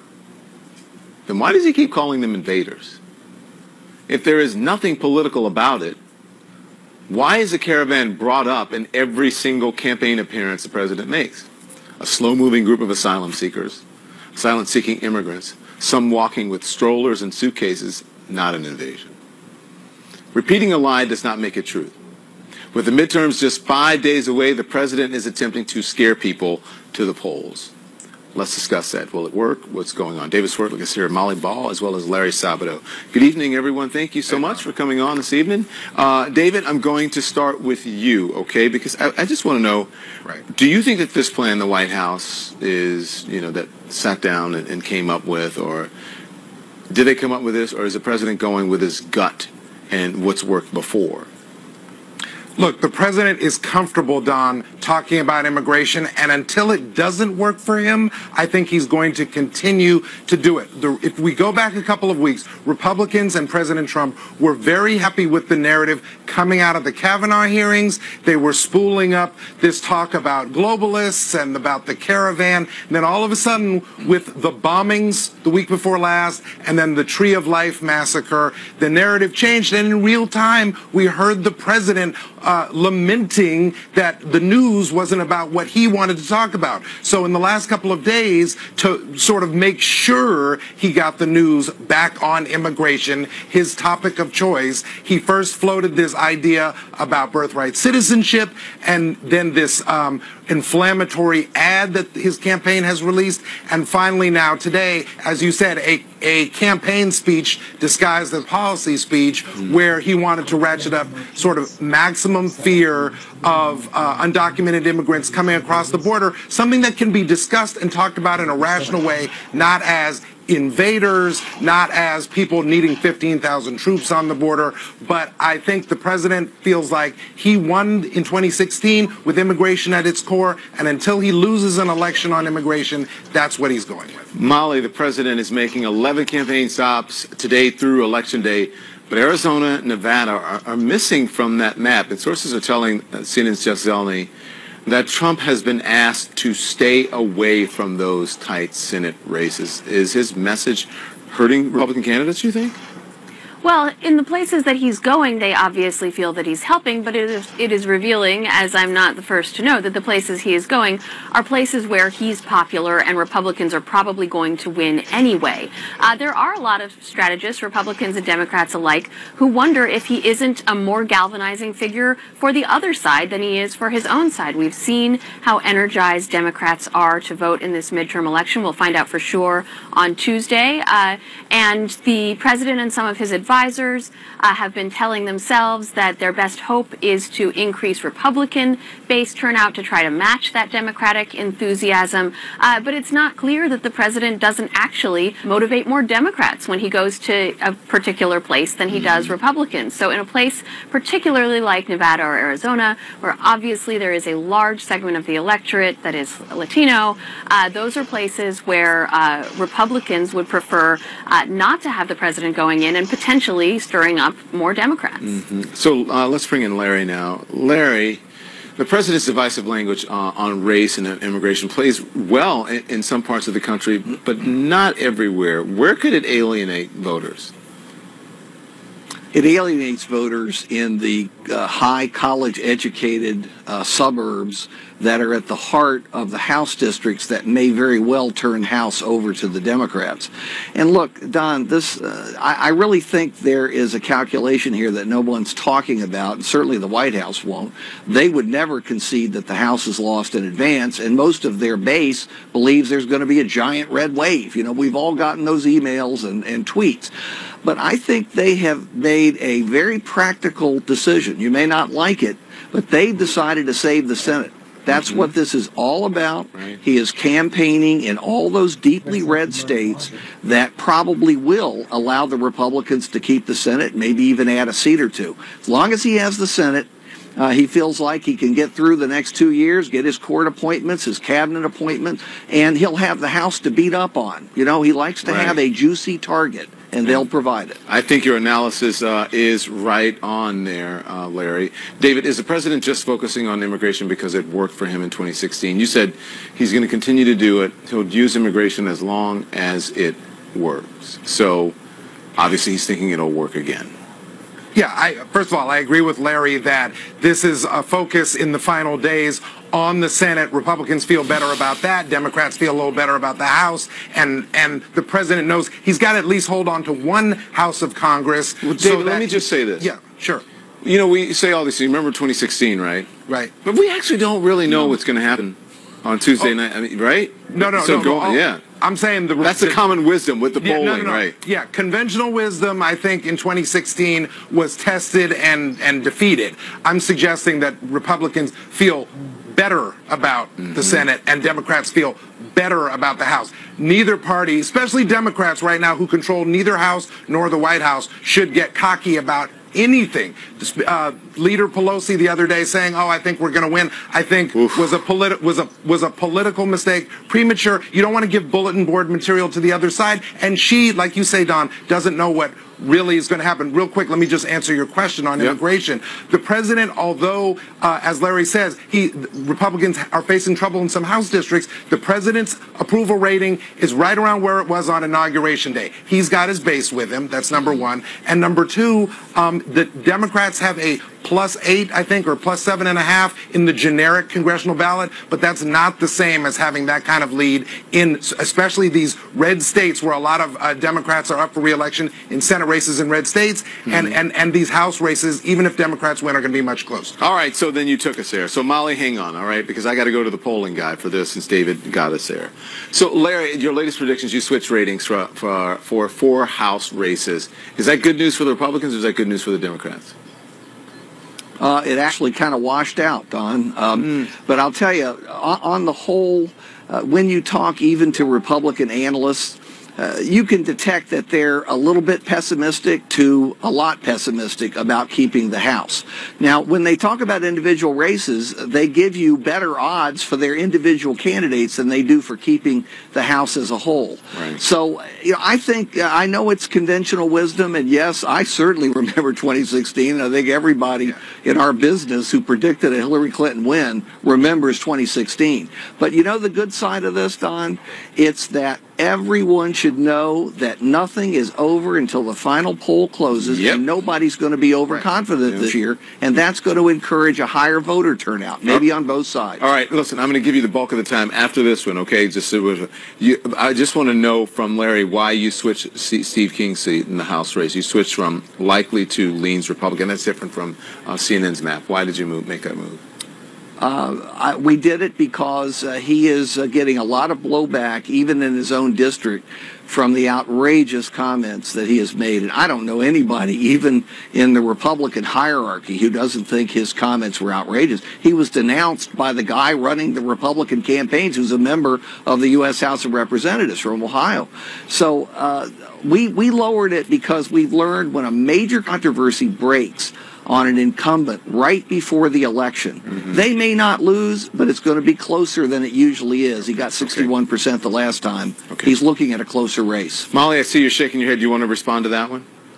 I wanted to respond to what we were talking about earlier, this argument about immigration, because I think it is a really interesting test of this immigration message. I think it is still a really pretty exotic theory that this is a winning message for Republicans to go all in on this very hardline, very extreme immigration message. It's a political strategy that probably Steve King, a couple of President Trump's advisors, and apparently the president's gut believe, but it's not something that I think most conventional Republican political strategists would advocate, this extremely divisive and, as you've said, fear-mongering message, because as Larry was saying before, this doesn't only alienate, Latino voters who may, see themselves perhaps or their ancestors reflected in the people in that caravan. It's all kinds of voters. It alienates suburban voters. It alienates educated voters. It alienates Republican voters. We have all kinds of data that says that most Americans are not really there for a message quite this far out on immigration,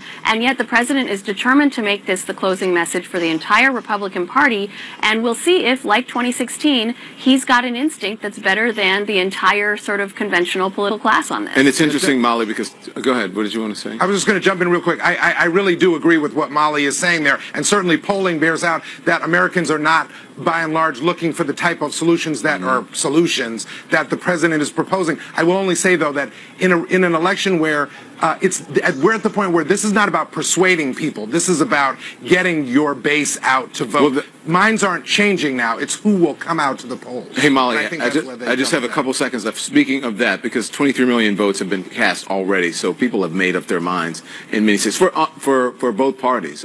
They've managed to get people out to the polls early, or to vote early. Sure. I mean, early voting is something that has been increasing nationally and in many states and jurisdictions for years now. But look, we see that, a midterm election is always a turnout election. People have made up their minds, but they haven't necessarily made up their minds to vote. And we have seen Democrats chomping at the bit to vote in a lot of these early, special elections and Virginia election and so on. And so, as David was saying, the Republicans are hoping that this fear-based strategy can energize enough dispirited or complacent Republicans or Republican-leaning independents who might have been thinking about staying home or assuming, because of the president talking about a red wave, that their vote wasn't needed. Try to get those people off the couch, and we'll see if it works. Thank you all. I appreciate it. From the president's tweets to Russian bots and social media, are we at a point where propaganda and lies pass as truth? Every passing thought, Russia manipulating social media to divide us, proof that there is a downside to the internet echo chamber. Let's discuss now with Frank Bruni of the New York Times. Michael D'Antonio is the author of The Truth About Trump. Gentlemen, good evening. So, there's a method to our madness. I have you here because you wrote something about this. Your piece is titled, right? You said the internet will be the death of us, okay? And you said, at first I was like, the death of the U.S., which is just but it's the death of us. And you say it is a tool for learning, roving, and constructive community building, but it's unrivaled, too, in the spread of lies, narrowing of interest, and erosion of common cause. Please give us some examples of that. With the internet, we are now, individuals are kind of curating their information diets, they're curating their news consumption in a way where they can tune out anything that doesn't fit their pre-existing worldview. They can tuck themselves into echo chambers where they only hear what they already believe, what they want to believe. And we've recently had two horrifying examples of this. I'm going to say his name wrong, but Cesar Sayoc, who sent the pipe bomb, allegedly sent the pipe bombs, and then Robert Bowers with the massacre in Pittsburgh. In both cases, those men spent enormous time online. And what they were doing online was they were finding communities of people who believed in the same dark things they did, who reinforced those beliefs, who colored them darker still. And we have to ask some really serious questions about whether people who are already prone to hate are actually being pushed all the way to violence by the encouragement, by the reinforcement that they get online. Have we reached a point, look, even here, I'll just speak for myself. I know the folks in the network, which will present factual information, back it up with examples, right? Concrete, empirical evidence, and people say, oh, that's not true, or it's fake news. It's like, what are you talking about? I'm often shocked by the amount of propaganda that people believe. Have we reached a point where propaganda can pass as true and lies? Here's why that happens. And I was thinking about this when I was watching CNN earlier this evening, and on Anderson's show he was going through all the lies in the president's speech, for lack of a better word, on immigration today. Because the internet gives you all of these kind of tiny niches you can go into, because even the TV dial gives you so many options, you can tell yourself you're extremely well informed because you have all of these sites bookmarked, because you're following these 100 people on Twitter, because you're watching some TV, but you can never stumble across a show that's actually giving you objective, dispassionate facts. And so you end up, what the internet does for you is you end up overfed and undernourished. Inundated, but not necessarily informed. But not informed. So, did you want to say something before? Well, I think that's a brilliant analysis. And I was speaking with someone earlier today who actually had been hired by Facebook years ago when they were going to consider looking into the news diet that people were getting on Facebook. Facebook brought in a whole bunch of journalists. These were professionals that actually informing people. And within a year, they fired them all. They decided that they were going to buy into this utopian idea that the internet was going to provide us with a plethora of sources, and everybody was going to be very keen on informing themselves well. Well, really, people separated themselves into tribes, and now the tribes are getting more and more exclusive. Donald Trump would like an echo chamber of one, so he could hear his own voice all the time. Well, speaking, let me ask you this, because you know him very well, right? You're a biographer. He's got over 55 million Twitter followers, right? And yet he capitalizes on that reach to reach out to his base. But he doesn't like to use email. I'm not sure if he has an email account. Who knows? But it's widely known the White House aides print out emails and documents for the president to read. How does he get to Twitter? How does he... Well, you know, I think that's a technology that he's mastered because it matters to him, and it's only a limited number of characters and words. He actually, if you think about it, is a 1970s tabloid newspaper. I just answered my own question in my head, but go on. Right. No one wants to hear more of what Donald Trump has to say than himself and putting it out. Yeah, go ahead. Right, and he is writing New York Post headlines circa 1980. This is how he's always thought, and he's always mastered these niches. There's another reason he loves Twitter, which is it provides this instant odometer of approval. Right. You send out the tweet, and then you look, oh, who liked it? Who shared it? It's a wonderful instant feeling of validation if you're someone like Trump. He told me he was going to run for president in 2014 based on Twitter. He said, everybody's on Twitter is telling me to do it. Right. And he knew at that time that half of his followers were bots. Yeah. He went out and purchased millions of followers in the Philippines and other places. So the bots were telling him to run, but that really was him telling himself to run. It's interesting to me because I don't even read the comments anymore. I may as well turn the comments off on all my social media because I don't read it. People say, "Did you see that such and such said?" I'm like, "No, why are you reading that?" Like, who cares? Yeah, you get that into your head, it's a big danger. But there's one other really crucially important thing about social media we have to say. Not only can you use it to only follow people whom you agree with, etc., but the algorithms encourage more of that. So I go on Facebook, if I like something, if I share something, I'm going to see more from that person, I'm going to see more of that kind. And if you think about the way that works, it takes a narrow interest of yours, and it makes it narrower and narrower until you are just spinning in a rut. And they even send you ads of, like, if you clicked on something on the internet, like I bought a backpack the other night, it's like, okay, I bought one. I don't need any more backpack ads, right? Right, but next you'll get other mountaineering gear ads for those things. But they're forcing you into this limited neighborhood where you're only going to see reflections of yourself. You're just backpack man. You're backpack man. Yeah. But also, it's interesting because we talked about this racist ad that the president retweeted yesterday, and it was interesting that he would use his Twitter page to put out something that many people are saying is worse. Interesting is a kind word, Don. This racist ad that's worse than Willie Horton, but it's also a straight line to others, not only his followers. And I say followers, right? Notice that you say supporters, followers, because that's what it has become. But to every journalist who then amplify what he says, even if it's right or wrong, even if it's embellishment or a lie, people are still amplifying. And in many ways, we do that here on cable news, too, because we put it on, we'll run it, and then people believe it before we have a chance to fact check it. Yes. Or at least he sets the terms of the conversation. I mean, this happened Tuesday. At the beginning of Tuesday, we heard that he had said with an executive order, I'm going to end birthright citizenship. He is not going to be able to do that. I don't think he believes he can do that. But for 24 hours, what were we talking about? Immigration and birthright citizenship. Well, and also remember... Victory Donald Trump. Exactly. And I'm going to do the tax cut. People still believe those things. I was listening to, on my way home last night, Randy Kay's story on the Anderson show. And just to listen to the people in the crowd, what they believe, well, he's going to, he's going to change the whole, what you said, birthright citizenship. He said, well, you realize you can't do it. No, he's going to do it. Do you think it's an election tactic so close to election day that these people aren't anywhere near? No, they believe it's imminent.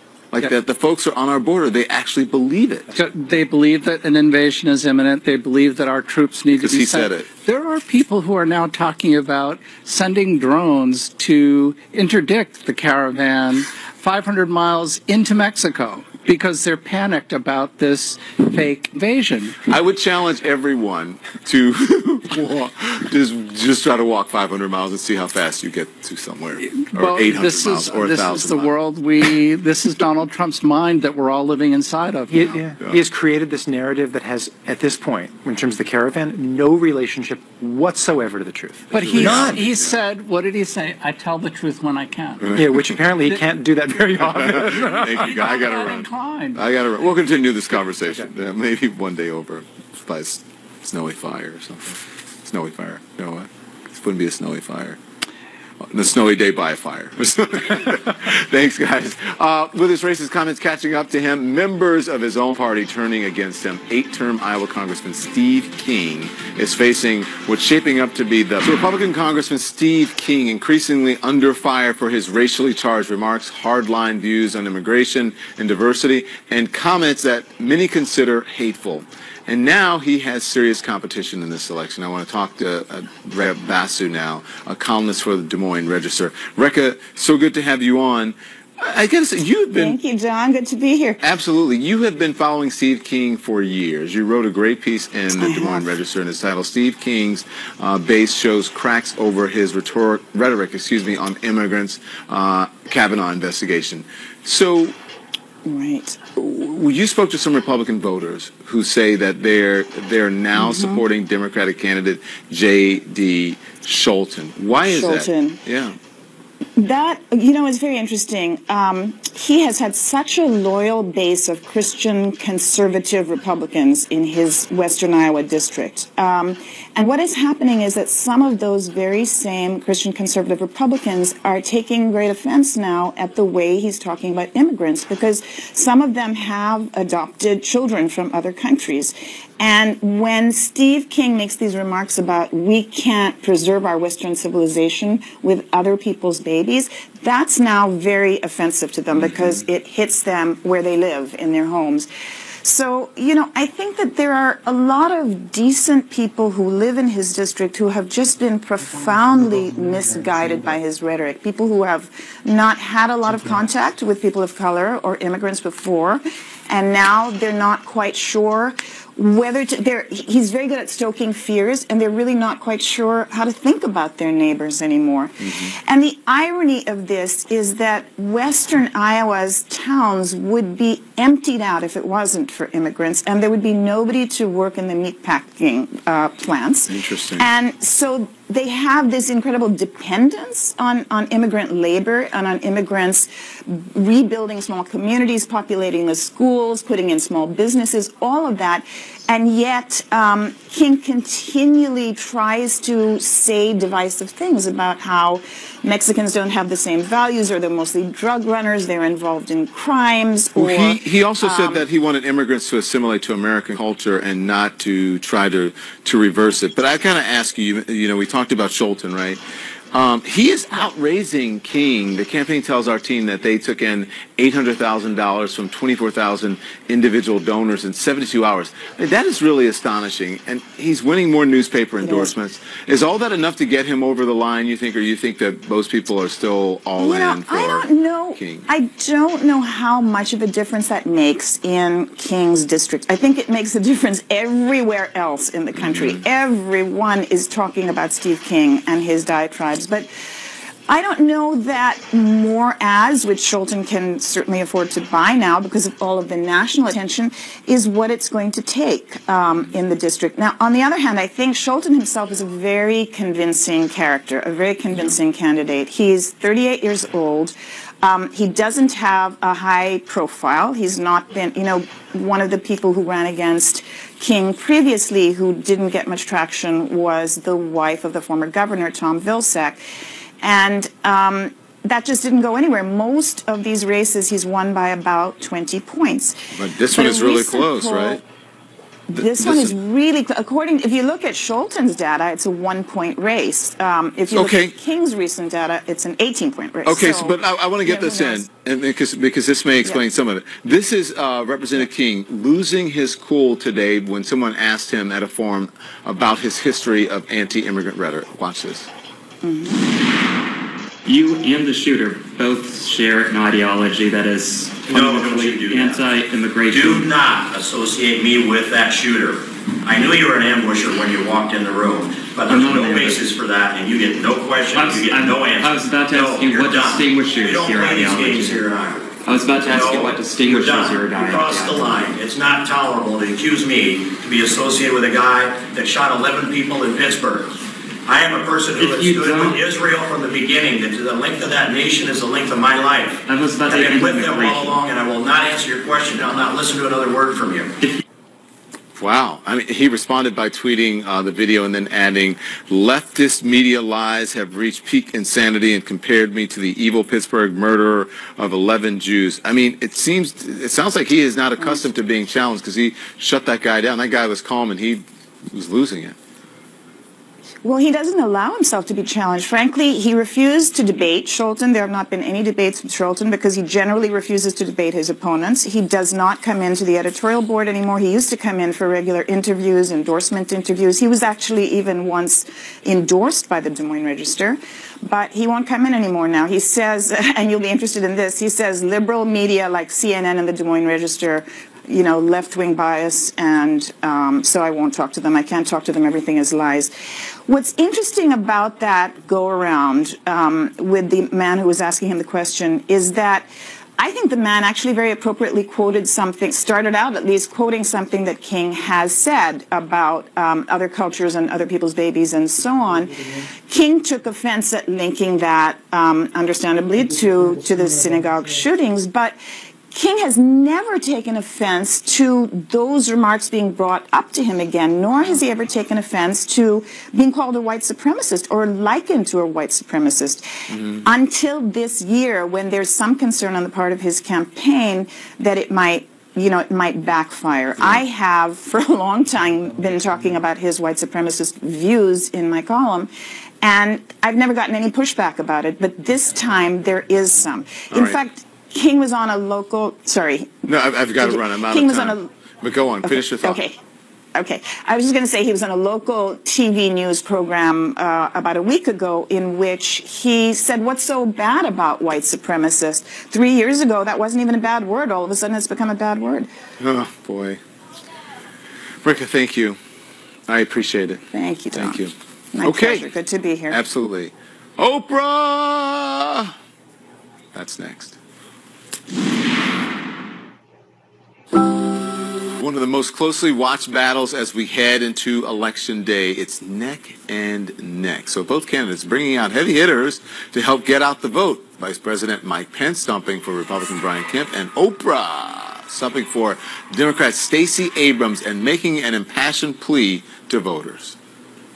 For anybody here who has an ancestor who didn't have the right to vote, and you are choosing not to vote wherever you are in this state, in this country, you are dishonoring your family.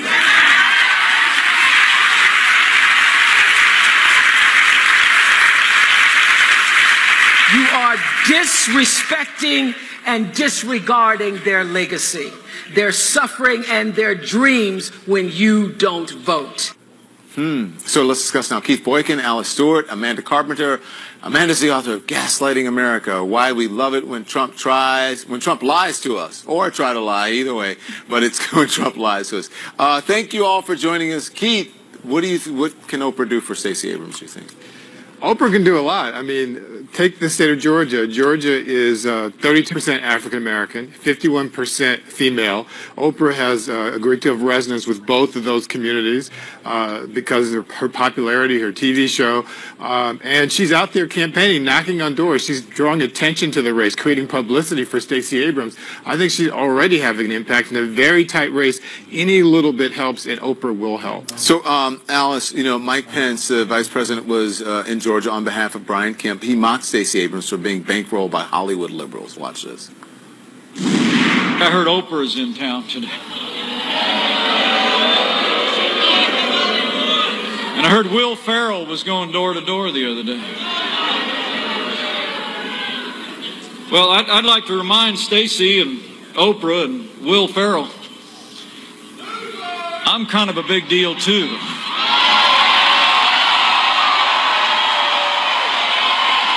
You get that?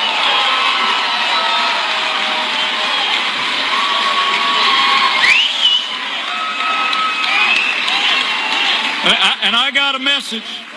I got a message for all Stacey Abrams' liberal Hollywood friends. This ain't Hollywood. This is Georgia. All right. Well, okay. First of all, Oprah, not Mike Pence, is from the South. Second, the president is a celebrity as well. So what do you say to that, Alice?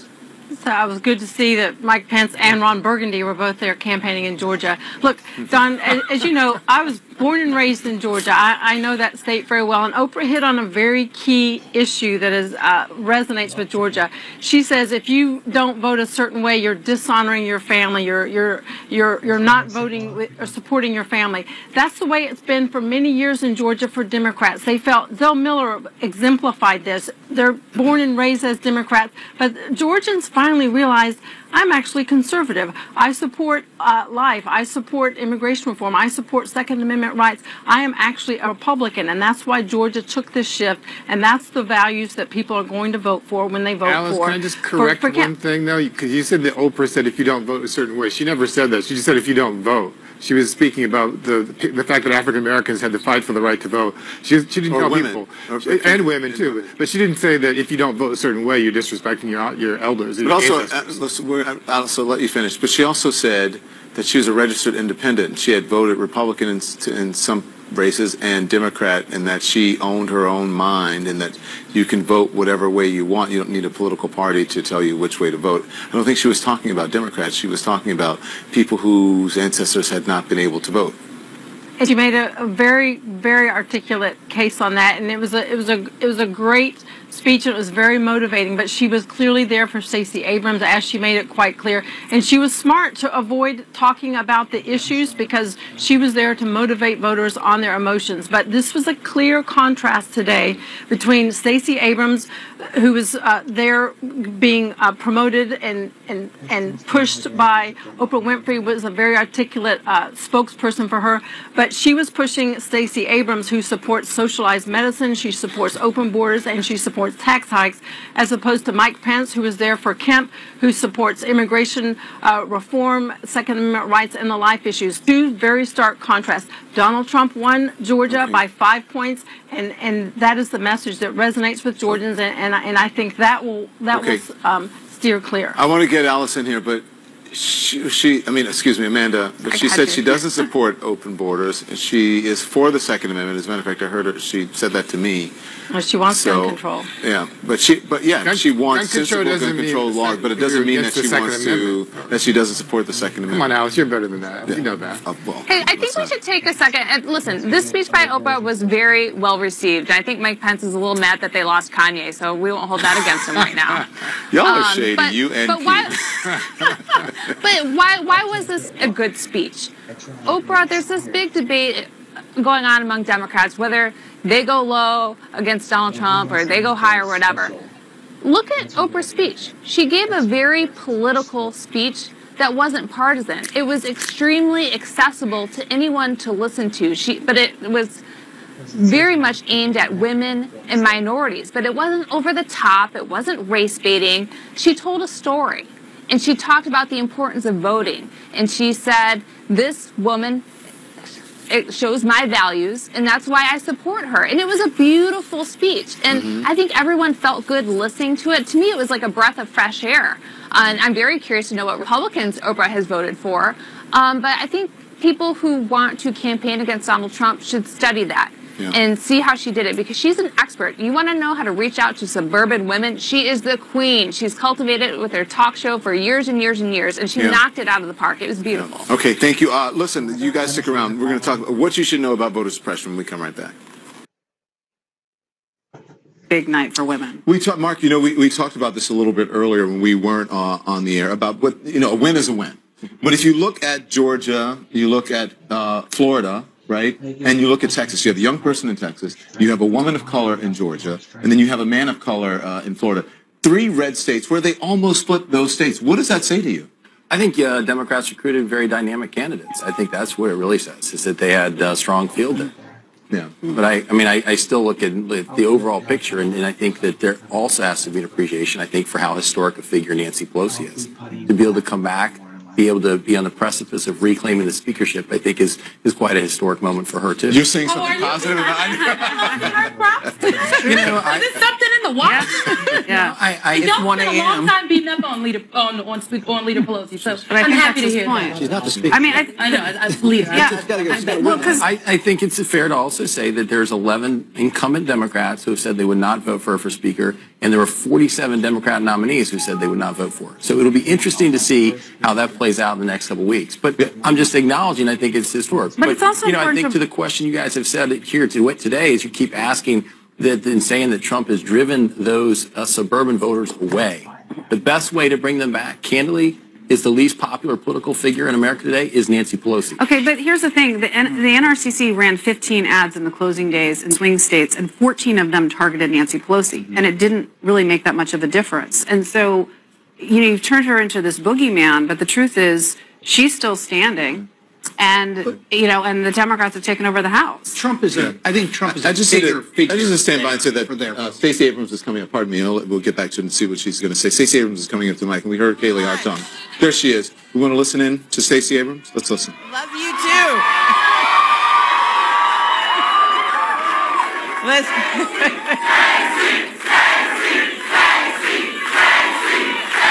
Thank you. Thank you so much. Love you too. When you chose me as your Democratic nominee, I made you a vow. In our Georgia, no one would be unseen, no one is unheard, and no one is uninspired. But we know a vow takes effort. It takes commitment to hold truth. Reaching out, reaching across is hard work. But as I told you then, hard work is in our bones. And we have proven this every single day, Georgia, with doors knocked, with calls made, with miles traveled, with prayers prayed to the highest heavens. And tonight we have closed the gap between yesterday and tomorrow.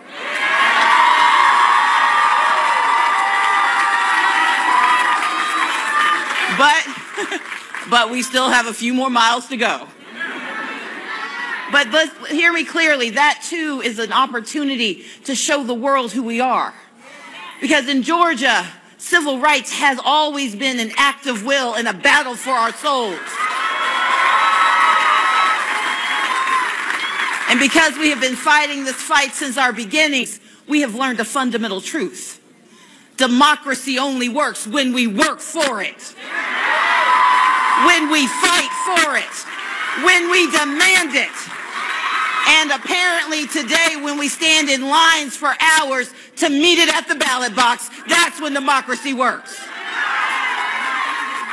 But I'm here tonight to tell you, votes remain to be counted.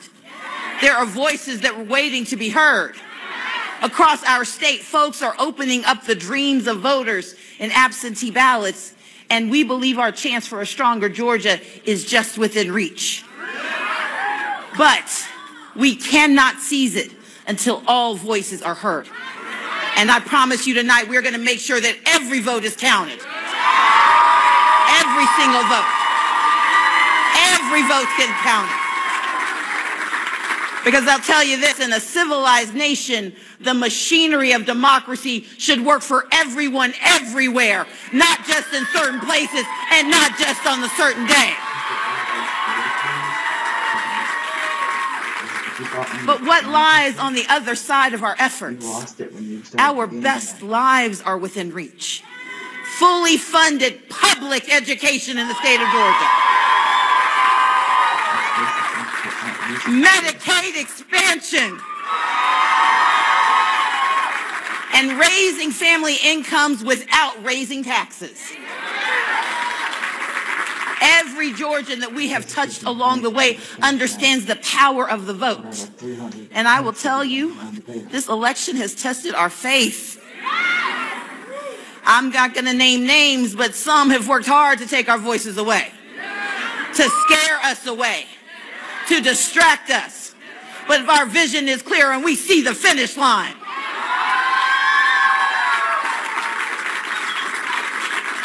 you have inspired me every single day of this campaign.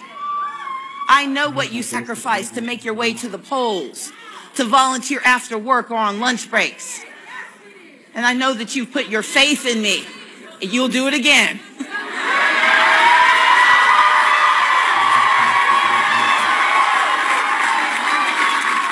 Georgia, you put your faith in me.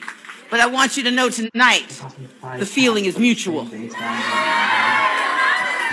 And I want you to look around. Tonight should be all the proof you need. That when we put our faith in the great people of the state, there is nothing we can't accomplish together.